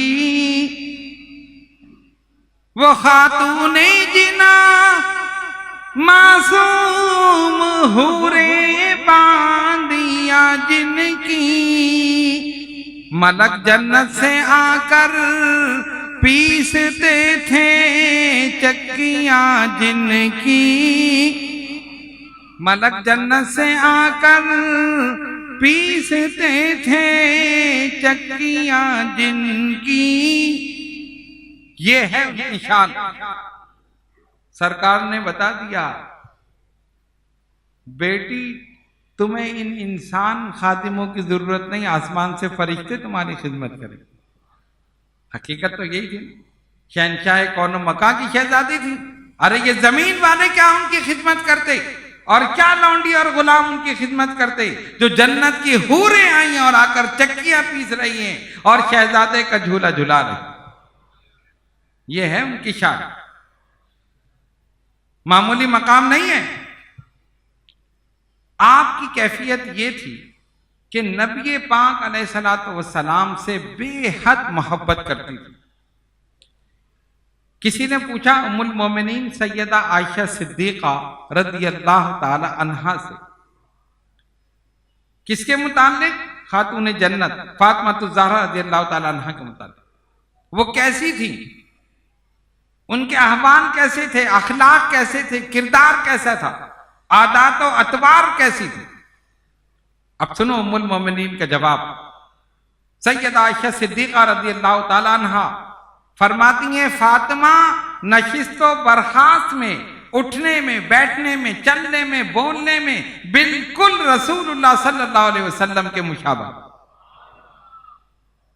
ہر چیز میں سرکار کے مشابہ. انہی کی اولاد ہے، انہی کا خون.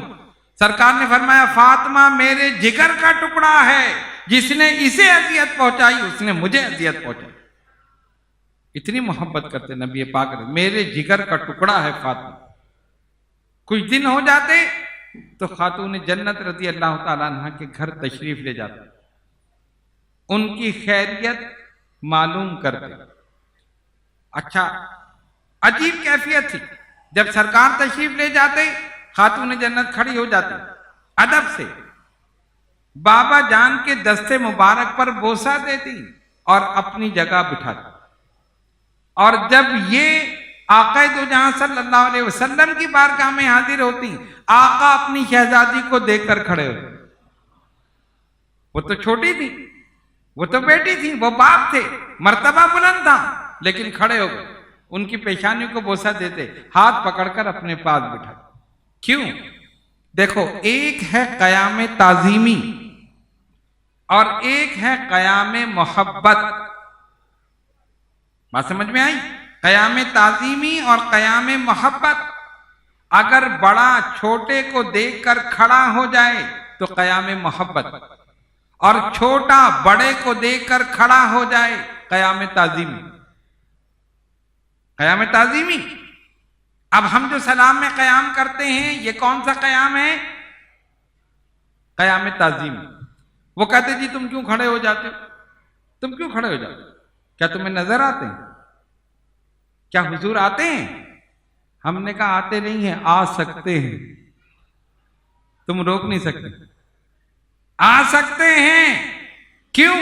دنیا میں جہاں بھی محفل میلاد ہو رہی ہے وہ سب سرکار کی بارگاہ ہے۔ ہم نے تو محفل سجا دی، ہم تو سلام کے لیے کھڑے ہو گئے، آقا تشریف لے آئیں، ان کی مہربانی۔ اگر غلاموں پر کرم فرما دیں ان کی مہربانی، ہم تو باادب ہو کر پہلے سے انتظام کر کے کھڑے، حضور تشریف لے آئیں گے، آپ کا کرم ہو۔ وہ کہتے تمہیں نظر آتے ہیں، کیوں تعظیم کرتے ہو؟ ہم نے کہا تعظیم کے لیے نظر آنا ضروری نہیں، یاد رکھیے، تعظیم کے لیے نظر آنا ضروری نہیں۔ کیوں؟ بیت اللہ آپ کو نظر آتا ہے؟ نظر آئے بیت اللہ؟ کیوں تعظیم کرتے ہو؟ حکم ہے نا کہ قبلے کی جانب پیر نہ کرو۔ سرکار نے فرمایا اپنے واش روم بیت الخلا بناؤ تو اس انداز میں بناؤ کہ نہ منہ قبلے کی جانب ہو نہ پیٹھ قبلے کی جانب۔ اس بات کو یاد رکھیے، اکثر لوگ اس کو نظر انداز کر جاتے ہیں اور اس بات کی طرف توجہ نہیں دیتے۔ مکان بنوا رہے ہیں، پتہ چلا کہ واش روم ایسا بنا دیا قبلے کی جانب بیٹھے یا پیٹھ قبلے کی جانب۔ یہ قبلے کی بے ادبی ہے، یہ گستاخی ہے۔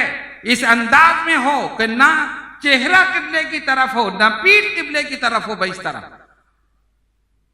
خاص طور پہ اس بات کو یاد رکھ، ادب ہے، با ادب با نصیب، بے ادب بے نصیب۔ اسلام ادب سکھاتا ہے، ہر معاملے میں ادب ہے، ہر چھوٹے پر بڑے کا ادب لازم ہے، ہر شاگرد پر استاد کا ادب لازم ہے، ہر مرید پر پیر کا ادب لازم ہے، اولاد پر والدین کا ادب لازم ہے، چھوٹے بھائی پر بڑے بھائی کا ادب لازم ہے۔ ادب ہی ہے سب کچھ، اور جو ادب نہ کرے وہ بے ادب ہے اور بے نصیب ہے۔ تو تعظیم کے لیے نظر آنا ضروری نہیں، قبلہ نظر نہیں آتا مگر تعظیم کرتے ہیں یا نہیں؟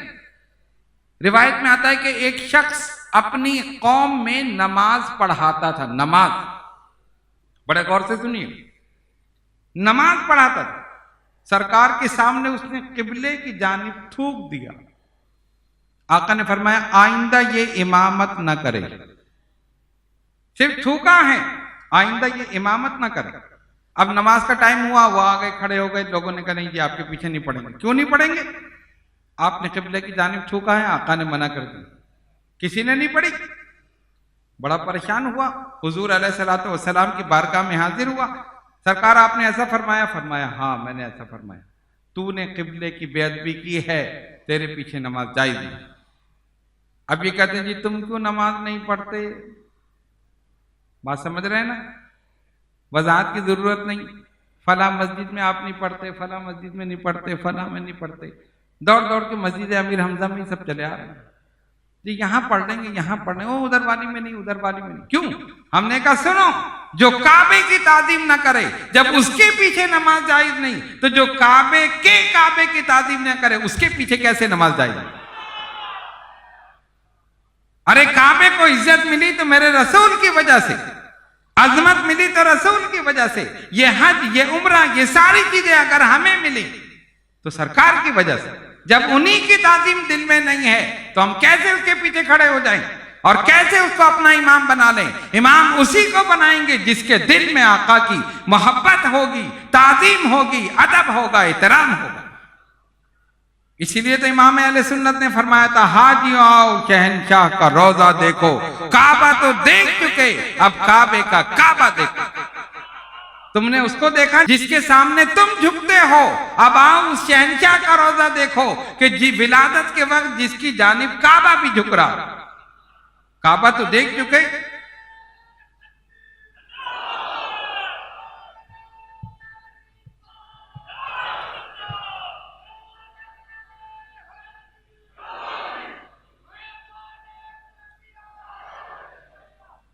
کعبہ تو دیکھ چکے، اب کعبے کا کعبہ دیکھو۔ بات سمجھ میں آ گئی؟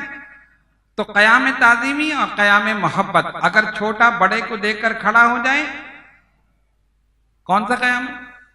بھول گئے؟ اتنی سی بات بھول گئے تو آگے کیا یاد رکھیں؟ قیام تعظیمی، اور بڑا چھوٹے کو دیکھ کر کھڑا ہو جائیں قیام محبت۔ اسی لیے ہم کہتے ہیں کہ ہمارے قیام پر مطلقاً فتویٰ مت لگاؤ، پہلے دیکھو کہ ہم کھڑے کیوں ہوئے ہیں، محبت میں کھڑے ہوئے ہیں، اطاعت میں کھڑے ہوئے ہیں، یا رسول کی آمد پر کھڑے ہوئے ہیں، ادب میں کھڑے ہوئے ہیں، احترام میں کھڑے ہوئے ہیں، اصل چیز۔ اچھا دوسری بات ایک اور بتاؤں، بڑے مزے کی بات ہے، سلام کا تعلق ہی قیام کے ساتھ ہے، سلام کا تعلق ہی قیام کے ساتھ ہے۔ کبھی بھی بیٹھ کر سلام کیا ہی نہیں جاتا، کیا جاتا ہے؟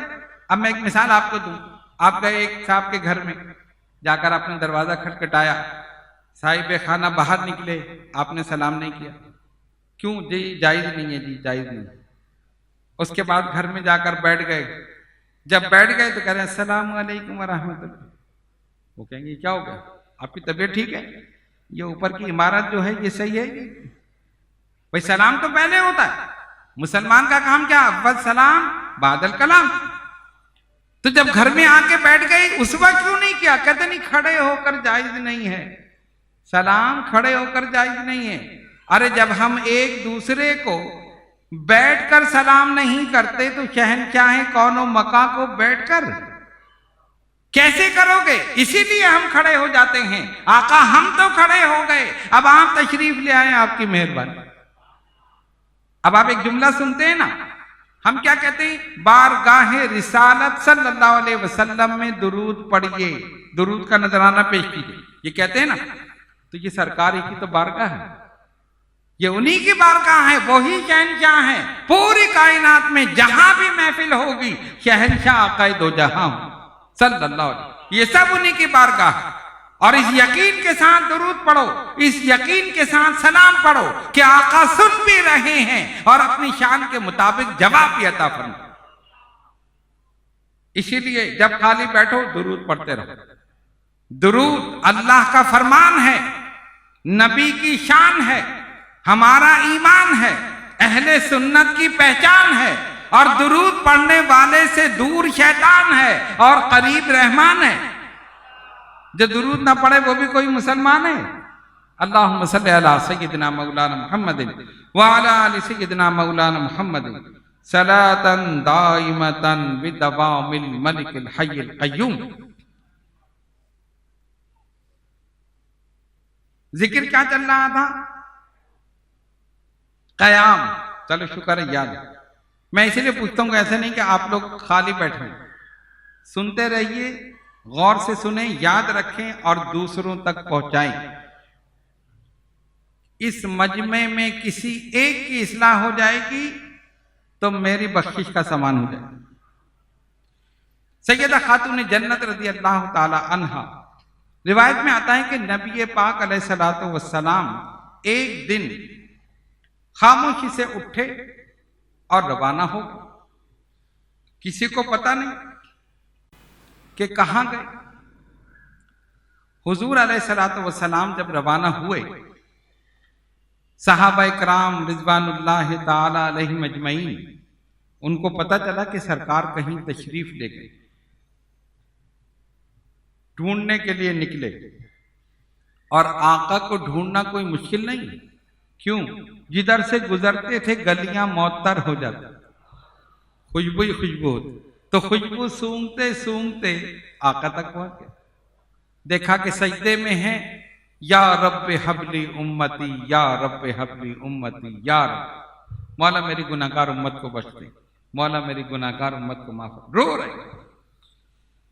صدیق اکبر رضی اللہ تعالیٰ عنہ آگے بڑھے، یا رسول اللہ صلی اللہ علیہ وسلم سجدے سے سر اٹھائیے، نہیں اٹھایا۔ فاروق اعظم، عثمان غنی، علی مرتضیٰ ایک ایک کر کے آگے بڑھ رہے ہیں، آقا نے سجدے سے سر نہیں اٹھایا۔ چلو پھر خاتون جنت کو لے کر گئے، ان سے عرض کی، انہوں نے سر سے پیر تک چادر اوڑھی، تشریف لائیں، بابا جان سجدے سے سر اٹھائیے، نہیں اٹھایا۔ یا رب حبلی امتی، رو رہی، یا اللہ میری امت کو بخش۔ اگر آپ سجدے سے سر نہیں اٹھائیں گے تو فاطمہ سجدے میں سر رکھے گی اور عرش کے پائے کو ہلا دے گی۔ فاطمہ نے جتنی عبادت کی، جتنی چکیاں پیسی، جو کچھ کیا، سب آپ کی امت پہ قربان۔ دعا کے لیے ہاتھ اٹھائے. رسول اللہ صلی اللہ علیہ وسلم نے سجدے سے سر اٹھا لیا اپنی پیاری شہزادی کی وجہ سے. شاعر نے لکھا وہ نور العین وہ لختے دل محبوب ربانی وہ فخر ہاجرہ آسیہ وہ مریم ثانی وہ جن کا ایک سجدہ ضامن عفو خطا کارا وہ جن کی جنبش لب شافع جرم و گناہ گارا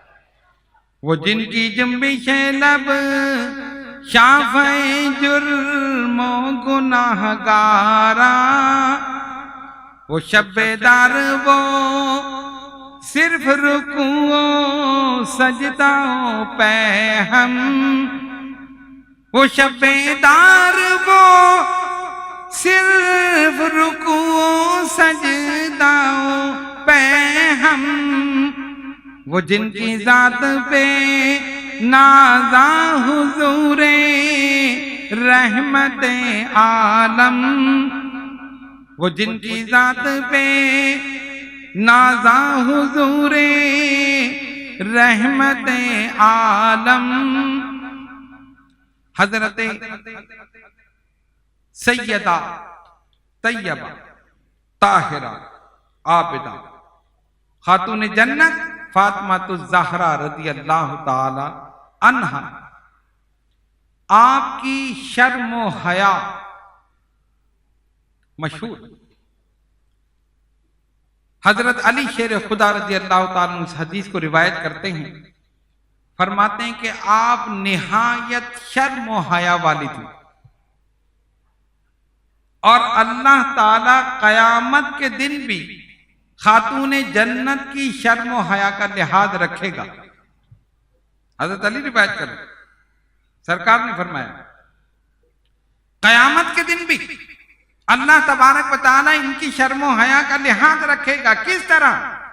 فرماتے جب پل صراط سے سب گزر رہے ہوں گے. پل صراط جانتے ہیں نا؟ تلوار سے زیادہ تیز، بال سے زیادہ باریک، اس پہ سے گزرنا. کیسے گزریں گے؟ اہل محشر سب اس پہ سے گزریں گے. حضرت علی فرماتے ہیں قیامت کے دن جب اہل محشر پل صراط سے گزر رہے ہوں گے اور خاتون جنت رضی اللہ تعالیٰ عنہ کی باری آئے گی، اللہ کی طرف سے ایک منادی ندا کرے گا اہل محشر اپنی آنکھوں کو جھکا لو، رسول اللہ کی صاحبزادی گزر رہی ہے. اپنی آنکھوں کو جھکا لو، شہنشاہ کون و مکان کی شہزادی گزر رہی ہے. کہتے ہیں سب اپنی آنکھوں کو جھکا لیں گے اور خاتون جنت تیزی کے ساتھ گزر جائیں. ام المومنین حضرت عائشہ صدیقہ رضی اللہ تعالی عنہا فرماتی ہیں کہ ایک مرتبہ نبی پاک علیہ السلام نے خاتون جنت کو بلایا، اپنے قریب بلایا اور ان کے کان میں کچھ سرگوشی کی، یعنی کوئی اور نہیں سن سکا. ام المومنین دیکھ رہی ہیں. تو جب سرکار نے سرگوشی کی نا، کچھ کہا، تو خاتون جنت رضی اللہ تعالیٰ عنہ رونے لگی، ان کی آنکھوں سے آنسو جا گئے. سرکار نے دیکھا میری بیٹی رو رہی ہے، دوبارہ قریب بلایا، پھر ان کے کان میں کچھ کہا تو مسکرانے لگے. اس کے بعد جب یہ اٹھ کر آئیں تو ام المومنین سیدہ عائشہ صدیقہ رضی اللہ تعالی عنہا فرماتی ہیں کہ میں نے پوچھا کہ فاطمہ وہ کیا بات تھی، ہمیں بھی بتاؤ. کہا وہ تو ایک راز ہے، راز کی بات ہے. خاموش ہو گئی، دوبارہ نہیں پوچھا. بھئی راز تو بتایا نہیں جاتا. کہتی ہیں جب سرکار دو عالم علیہ السلام کا وصال ہو گیا تب مجھے یاد آیا، میں نے پھر پوچھا فاطمہ وہ بات کون سی؟ کہا وہ اس دن جو ہوئی تھی. جب سرکار نے تمہیں قریب بلایا تھا تم رونے لگی، پھر دوبارہ بلایا، پھر کان میں کچھ کہا، پھر تم ہنسنے لگی، اب تو مجھے بتا دو۔ انہوں نے کہا ہاں، پہلی مرتبہ بابا جان نے مجھے اپنے انتقال کی خبر دی، فاطمہ ان قریب میں تم سے جدا ہونے والا ہوں۔ تو ظاہر ہے یہ سن کر میں رونے لگی، میری آنکھوں سے آنسو جاری ہو گئے۔ اور اس کے بعد پھر مجھے قریب بلایا، کہا فاطمہ میرے اہل بیت میں سب سے پہلے تم مجھ سے ملو گے، میرے اہل بیت میں سب سے پہلے تم مجھ سے ملو گے۔ تو میں خوش ہو گئی، میں ہنسنے۔ اب دیکھو سرکار دو عالم علیہ الصلوۃ والسلام نے پہلے ہی بتا دیا تم مجھ سے ملو گی۔ اس کا مقصد کیا تھا کہ اہل بیت میں سب سے پہلے تمہارا انتقال ہو، اور حضور علیہ الصلوۃ والسلام کے وصال مبارک کے 6 مہینے بعد سیدہ کا وصال ہو، 6 مہینے کے بعد۔ نہایت شرم و حیا والی آج کی خواتین کے لیے سیدہ فاطمہ الزہرا رضی اللہ تعالی عنہا کی سیرت نمونہ ہے۔ ان کی اطوار، ان کی عادات، ان کے طور طریقے استعمال کریں، ان کی سنت پر عمل کریں تو کبھی بھی نہ کوئی لڑائی جھگڑا ہو، نہ کوئی مسئلہ ہو، نہ کوئی پریشانی۔ لیکن آج کی عورت کو مغرب نے اسلام سے دور کر دیا، اور کتنے شرم کی بات ہے کہ وہ ملک جو اسلام کے نام پر حاصل کیا گیا، اس ملک میں ابھی 1-2 سال سے ایک نعرہ لگ رہا ہے، میرا جسم میری مرضی۔ یہ نعرہ لگ رہا ہے؟ لگ رہا ہے نہیں لگ رہا؟ یہ پچھلے سال سے یا شاید اس سے پچھلے سال سے شروع ہوا۔ چند بے غیرت عورتیں اسلام آباد کی سڑکوں پر نکلتی ہیں، نہ انہیں غیرت ہے نہ شرم ہے، اور روڈ پر آ کر جلوس نکال لیں گے، ہمارے حقوق ہمارے حقوق۔ اور تمہارے حقوق تو آقا دو جہاں نے پہلے ہی دے دیے۔ یہ زمانہ جاہلیت نہیں ہے جب عورت کو پیر کی جوتی سمجھا جاتا تھا۔ آقا نے فرمایا نہیں، عورت ماں ہے، اس کے پیر کے نیچے جنت ہے۔ عورت بیوی ہے، اس سے محبت کرنا ضروری ہے۔ عورت بیٹی ہے، اس پر شفقت کرنا لازم ہے۔ عورت بہن ہے، اس کی عزت اور احترام اور اس کی عزت کی حفاظت تم پر لازم ہے۔ نبی پاک علیہ الصلوۃ والسلام نے تو یہ بتایا۔ ان بے شرم عورتوں کو کون بتائے کہ اصل عزت تو اسلام پر چلنے میں ہے؟ نہیں، ان کو ایک نعرہ سکھا دیا، میرا جسم میری مرضی۔ ذرا سا غور کرو، ان سے پوچھو کیا اپنی مرضی سے پیدا ہوئے؟ ایک سوال ہے، کیا آپ اپنی مرضی سے پیدا ہوئے؟ کوئی ہوا اپنی مرضی سے پیدا؟ نہیں۔ کس کی مرضی سے؟ اللہ کی مرضی۔ اچھا، مرو گے اپنی مرضی سے؟ مرو گے؟ مرنا تو چاہتے ہی نہیں۔ اگر یہ مرضی پر چھوڑ دیا جاتا میرے خیال سے کوئی بھی نہیں مرتا، مرنے کے لیے تو کوئی تیار نہیں نا۔ اچھا، پیدا ہوئے اپنی مرضی سے؟ نہیں، اللہ کی مرضی سے۔ اور مرو گے کس کی مرضی سے؟ اللہ کی مرضی سے۔ تو جب زندگی کی ابتدا اور انتہا اللہ کی مرضی سے ہے تو درمیان میں اپنی مرضی کیوں چلا رہا؟ سوچنے کی بات ہے نا بھائی۔ جب اللہ کی مرضی سے پیدا ہوئے اور اللہ کی مرضی سے مرو گے، تمہاری زندگی کی ابتدا اللہ کی مرضی سے اور تمہاری زندگی کی انتہا اللہ کی مرضی سے، تو یہ درمیانی وقفہ جو ہے اس میں اپنی مرضی کیوں چلا رہا؟ پھر اسی کی مرضی چلاؤ جس کی مرضی سے پیدا ہوئے اور جس کی مرضی سے جاؤ۔ کہتے جی ہمارا جسم، ہم کہتے ہیں یہ تمہارا جسم ہے ہی نہیں، یہ سب اللہ کا۔ یہ آنکھ اللہ کے لیے ہے، یہ کان اللہ کے لیے ہے، یہ زبان اللہ کے لیے ہے، یہ ہاتھ اللہ کے لیے ہے، یہ پیر اللہ کے لیے۔ جب کوئی مرتا ہے ہم پڑھتے ہیں نا انا للہ و انا الیہ راجعون، یہ پڑھتے ہیں نا، اور یہ ایسی آیت ہے جو ہر ایک کو یاد ہے۔ کوئی حادثہ ہوا انا للہ و انا الیہ، کسی کے انتقال کی خبر ملی انا للہ و انا الیہ، کوئی تکلیف انا للہ و انا الیہ۔ یہ کرتے ہی نہیں کرتے، اور کرنا چاہیے۔ سرکار کی سنت بھی ہے، طریقہ بھی ہے، کرنا چاہیے۔ لیکن کبھی اس آیت پر غور کیا؟ انا للہ، ہم اللہ کے لیے ہیں، وَإِنَّا إِلَيْهِ راجعون، اور ہمیں اسی کی طرف لوٹنا ہے۔ بات سمجھ میں آئی؟ ہم اللہ کے لیے ہیں، کیا مطلب؟ یہ ہمارا پورا جسم اللہ کے لیے، یہ آنکھ اللہ کے لیے ہے، یہ زبان اللہ کے لیے ہے، یہ کان اللہ کے لیے ہے، یہ ہاتھ اللہ کے لیے، یہ پیر اللہ کے لیے۔ کیا مطلب؟ جب یہ آنکھ اللہ کے لیے ہے تو آنکھ وہی دیکھے جو خدا چاہتا ہے، کان وہی سنے جو خدا چاہتا ہے، زبان وہی بولے جو خدا چاہتا ہے، ہاتھ اسی طرف بڑھیں جو خدا چاہتا ہے، پیر اسی راستے کی طرف جائیں جو خدا چاہتا ہے۔ بات سمجھ میں آئی؟ نہیں جی میرا جسم میری مرضی، لا حول ولا قوت الا باللہ العلی العظیم۔ اگر عورتوں کو اپنی عظمت چاہیے، اپنا وقار چاہیے، خاتون جنت کی سیرت پر عمل کر لیں۔ سب سے بڑا وقار، عزت انہی کی سیرت پر عمل کر لیں۔ جس طرح انہوں نے اپنی زندگی گزاری، آج ہماری خواتین ان کی سیرت کو اپنا لیں، یہاں بھی کامیاب انشاءاللہ، وہاں بھی کامیاب، اور وہاں خاتون جنت کے ساتھ ہوں گے انشاءاللہ تعالی۔ حضرت ابن عباس رضی اللہ تعالیٰ عنہ فرماتے ہیں، نجران کے عیسائیوں کا ایک وفد آیا حضور علیہ الصلوۃ والسلام کے پاس مناظرے کے لیے، اور آ کر کہتے ہیں محمد صلی اللہ علیہ وسلم، ہم آپ سے ایک سوال کرنا چاہتے ہیں، ایک مناظرہ کرنا چاہتے ہیں۔ فرمایا کرو۔ کہا یہ بتائیے کہ حضرت عیسیٰ علیہ السلام کے متعلق آپ کی کیا رائے، آپ کا عقیدہ کیا ہے؟ سرکار نے فرمایا حضرت عیسیٰ علیہ السلام اللہ کے جلیل القدر پیغمبر ہیں، اور حضرت مریم سلام اللہ علیہا کے بیٹے۔ انہوں نے اضافہ کیا اور اللہ کے بیٹے عیسائی۔ سرکار نے فرمایا کیوں؟ کہا اس لیے کہ ان کا کوئی باپ نہیں ہے، ان کا باپ اللہ ہے۔ آپ نے فرمایا اچھا، اس وجہ سے تم ان کو کہہ رہے ہو اللہ کا بیٹا، کہ ان کا کوئی باپ نہیں؟ کہا تو پھر ان سے پہلے حضرت آدم کو اللہ کا بیٹا کہو، ان کی تو ماں ہے، حضرت آدم کی نہ ماں ہے نہ باپ۔ بات صحیح تھی نا؟ دلیل کتنی مستحکم تھی۔ اگر تم اس وجہ سے حضرت عیسیٰ علیہ السلام کو اللہ کا بیٹا کہہ رہے ہو کہ ان کا باپ نہیں ہے، تو حضرت آدم کو بھی اللہ کا بیٹا کہو۔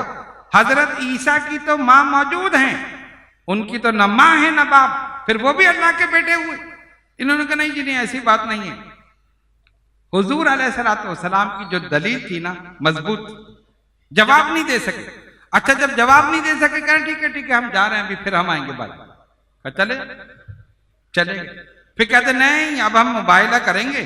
مباہلہ ایک ہوتا ہے مناظرہ، ایک ہوتا ہے مباہلہ۔ مناظرہ یہ ہوتا ہے نا، دو فریق بیٹھے، دلیل دے، اس نے دلیل دی، اس نے توڑ دی، اس نے دلیل دی، اس نے توڑ دی۔ مباہلے میں کوئی مباحثہ نہیں ہوتا، دونوں آمنے سامنے بیٹھتے ہیں، اللہ سے دعا کرتے ہیں مولا ہمارا عقیدہ یہ ہے، دونوں عقیدہ بیان کرتے ہیں اور کہتے ہیں کہ جو سچا ہو زندہ رہے، جھوٹا ہو مر جائے، یا یہ کہتے ہیں جو سچا ہو اس کو عزت دے، جھوٹا ہو اسے ذلیل کر دے، کچھ بھی دعا کرتے ہیں۔ اللہ تعالیٰ پر فیصلہ ہوتا ہے اور اللہ فیصلہ فرما دے۔ تو یہ چلے گئے اور انہوں نے کہا کہ ہم نبی پاک علیہ الصلوۃ والسلام کے پاس پھر آئیں گے بعد۔ سرکار نے فرمایا ٹھیک۔ تفسیر کبیر میں اس کی تفصیل موجود ہے اور دیگر کتب میں بھی موجود ہے۔ حضرت ابن عباس فرماتے ہیں کہ یہ آئے، میدان مباہلہ مقرر ہو گیا، یہ آئے چمکتے ہوئے لباس پہن کر، پھڑکتے ہوئے، ان کا کلر ایسا تھا اور رنگ ایسا تھا، چمکیلے تھے کہ آنکھیں خیرہ ہو رہی۔ وہ سارے پادری آئے سامنے بیٹھ گئے، اور ادھر نبی پاک علیہ الصلوۃ والسلام اس شان سے گئے کہ آپ کی گود میں امام حسین رضی اللہ عنہ، انگلی پکڑے ہوئے امام حسن رضی اللہ عنہ، آپ کے پیچھے مولا کائنات حضرت علی شیر خدا رضی اللہ تعالیٰ، اور ان کے پیچھے خاتون جنت رضی اللہ تعالیٰ عنہ۔ سرکار ان کو لے گئے میدان مباہلہ میں اور دعا کہ اللہم ہؤلاء اہل بیتی، اے اللہ یہ میرے اہل بیت۔ اور اہل بیت سے فرمایا سنو، جب میں ان کے لیے دعائیں ضرر کروں تو میری دعا پر تم سب آمین کہہ دینا۔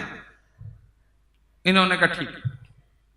وہ لوگ آئے تھے قیمتی لباس پہن کر، چمکتے ہوئے کپڑے پہن کر، کہ ہمارے لباس کا رعب ان پر پڑے گا۔ راوی کہتا ہے وہ چمکتے ہوئے لباس پہن کر آئے جس سے آنکھیں خیرہ ہو رہی تھی، لیکن دیکھنے والے دیکھتے تھے کہ ادھر ان کے لباس چمکتے تھے تو ادھر اہل بیت کے چہرے چمکتے تھے۔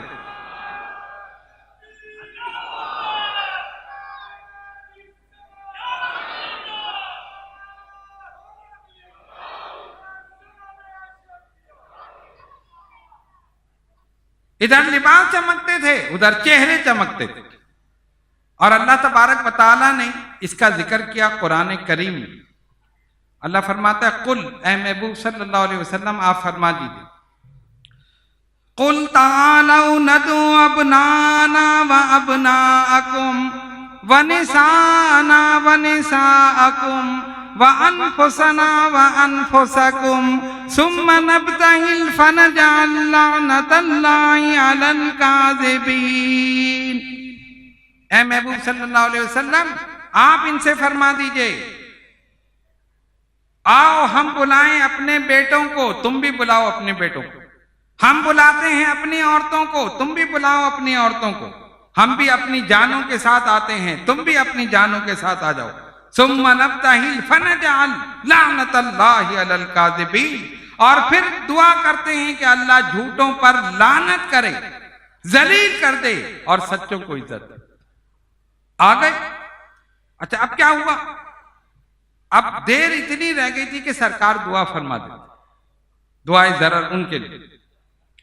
ایک تھا جس کی بھویں بھی سفید، بڑا بوڑھا گھسا ہوا بڈھا جسے کہتے ہیں، اس نے دیکھا اہل بیت کے چہروں کو دیکھا، کہتے لا تباہلوا وہلکوا، ارے ان سے مباہلہ نہ کرنا، ہلاک ہو جائے گے، چلو واپس چلو۔ انہوں نے کہا کیا ہو گیا تجھے؟ ارے تجھے ہی تو بڑا بنا کر لائے تھے، تو بات کرے گا، مباہلہ کرے گا، اب تو کیا کہتا ہے مباہلہ نہ کرو ہلاک ہو جاؤ گے؟ جانتے ہو اس نے کیا کہا؟ اس نے کہا خدا کی قسم میں ایسے چہرے دیکھ رہا ہوں کہ یہ اگر کسی بات پر قسم اٹھا لیں اللہ ان کی قسموں کو پورا کر دے۔ میں ایسے چہرے دیکھ، اگر خیریت چاہتے ہو واپس چلو۔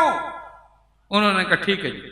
انہوں نے کہا محمد صلی اللہ علیہ وسلم جی ہم مباہلہ نہیں کرتے جی، ہم تو جا رہے ہیں، ہمیں معاف کریں۔ سرکار نے فرمایا جاؤ۔ جب وہ چلے گئے تب میرے آقا صلی اللہ علیہ وسلم نے فرمایا اگر میں ان کے لیے دعائے ضرر کر دیتا اور میرے اہل بیت اس پر آمین کہتے تھے، یہ جتنے بھی تھے یہ سب بندر اور سور کی شکل میں متشکل ہو جاتے، سب بندر اور سور کی شکل میں متشکل ہو جاتے۔ اچھا اب کیا ہوا؟ جب یہ ہوا تو لوگوں نے کہا کہ دیکھو حضور علیہ الصلوۃ والسلام کی ایک ہی صاحبزادی تھی، تم کہتے ہو نہیں چار تھیں، اگر چار ہوتی تو حضور علیہ الصلوۃ والسلام چاروں کو لے کر جاتے۔ مباہلے میں ایک کو لے کر گئے نا، سیدہ خاتون جنت فاطمہ الزہرا رضی اللہ تعالی عنہا، اگر چار ہوتی تو باقی تین کہاں تھی؟ ایک کو لے کر گئے، چار ہوتی تو چاروں کو لے کر جاتے۔ اس کا مطلب ہے ایک ہی صاحبزادی، ان کا زور ہی اسی پر ہے کہ ایک ہی صاحبزادی، جبکہ چار تھی، ہم نے آپ کو بتایا ابتدا میں۔ اس کا جواب یہ ہے کہ حضرت زینب، حضرت رقیہ، حضرت ام کلثوم رضی اللہ تعالی عنہن، یہ تینوں جو تھیں یہ مباہلے سے پہلے وصال کر چکی، ان میں سے کوئی ایک بھی موجود نہیں تھی، صرف ایک صاحبزادی خاتون جنت رضی اللہ تعالی عنہ موجود تھی، سرکار انہی کو ساتھ لے۔ بات صحیح ہے نا؟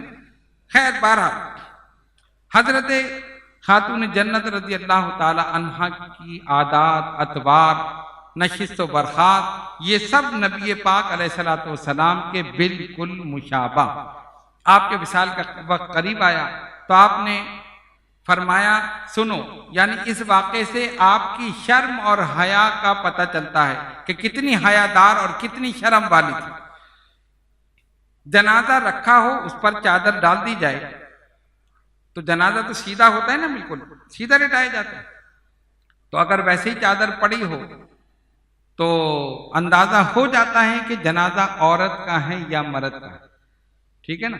تو خاتون جنت رضی اللہ تعالیٰ عنہ نے فرمایا کہ مجھے اس بات سے شرم آتی ہے کہ ایسی صورت میں میرا جنازہ لایا جائے، لہٰذا میں نے فلاں علاقے میں ایک رواج دیکھا ہے کہ جب ان کے یہاں جنازہ جاتا ہے وہ کھجور کی ٹہنیوں کو ایسے گھما کر چارپائی کے دونوں پایوں کے ساتھ باندھ دیتے، اوپر سے نا ایسے ایک چھت گیری سی جیسے ہو جائے، اور اس پر کپڑا ڈال دیتے ہیں۔ تو پھر جنازہ جاتا ہے، میں نے اس چیز کو پسند کیا ہے، لہذا میرا جنازہ جائے تو وہ اسی انداز میں۔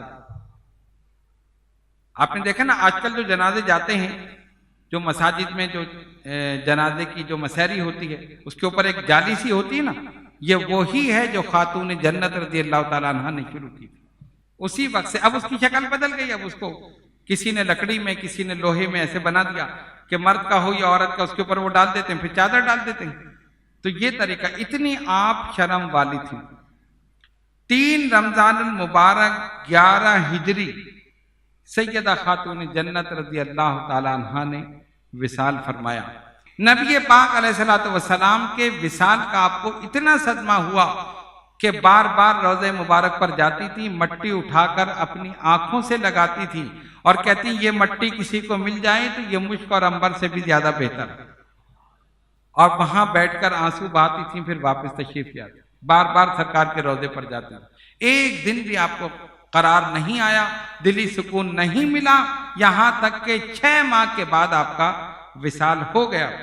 حضرت اسماء بنت امیس زوجہ حضرت ابوبکر صدیق رضی اللہ تعالیٰ ان کی اہلیہ نے آپ کو غسل دیا، اور صدیق اکبر رضی اللہ تعالیٰ عنہ نے آپ کی نماز جنازہ پڑھائی، اور مزار مبارک جنت البقیع میں، مزار مبارک جنت البقیع میں نبی پاک علیہ الصلوۃ والسلام فرماتے ہیں اپنی اولاد کو 3 چیزیں سکھاؤ، 3: حب نبیکم، حب اہل بیت و تلاوت القرآن۔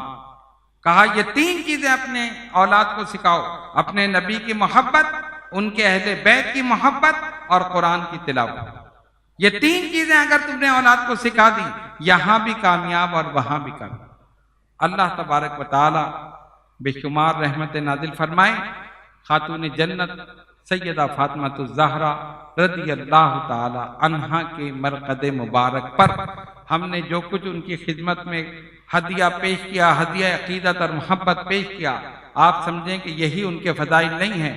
ہم نے تو اپنی حیثیت کے مطابق ایک حقیر نذرانہ پیش کر دیا، ان کا مقام تو بہت زیادہ بلند۔ ان کی نالین سے لگے ہوئے ذرے اگر ہم پر پڑ جائیں تو ہم سب کے گناہ معاف ہو جائیں۔ حضور علیہ الصلوۃ والسلام نے ان سے اتنی محبت کی، آج ان کے بارے میں زبان تان دراز کی جا رہی ہے، کوئی کچھ بول رہا ہے، کوئی کچھ بول رہا ہے، اور اپنی عاقبت خراب کر رہے ہیں۔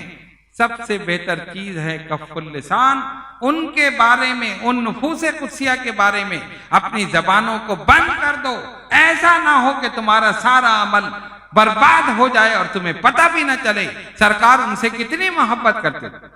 آپ کسی سے محبت کریں اور کوئی اس کو برا بھلا کہیں تو آپ گوارا کریں گے؟ ارے شہنشاہ کون و مکان کے جگر کا ٹکڑا، فرمایا فاطمہ میرے جگر کا ٹکڑا ہے، جس نے اسے اذیت پہنچائی اس نے مجھے اذیت پہنچائی۔ ہم سب پر لازم ہے اہل بیت کا احترام کریں، صحابہ کا احترام کریں، سب سے بڑھ کر نبی پاک علیہ الصلوۃ والسلام کا احترام کریں۔ اسی میں فلاح ہے، اسی میں نجات ہے، اسی میں کامیابی ہے۔ انشاءاللہ تعالی کل شہزادہ رسول جگر گوشہ بطول سیدنا امام حسن رضی اللہ تعالیٰ عنہ کی سیرت، ان کے فضائل اور ان کی شہادت کے متعلق بیان کریں گے۔ وما توفیق الا باللہ العلی العظیم۔ آپ حضرات اسی عقیدت اور محبت کے ساتھ آتے رہیے، لیکن پھر میں وہی بات کہوں گا کہ لیکن ذرا جلدی آتے رہیے، کیونکہ آپ لوگ آتے ہیں تو ماشاءاللہ بڑی عقیدت کے ساتھ آتے ہیں، لیکن آدھا ٹائم گزار کر آتے ہیں۔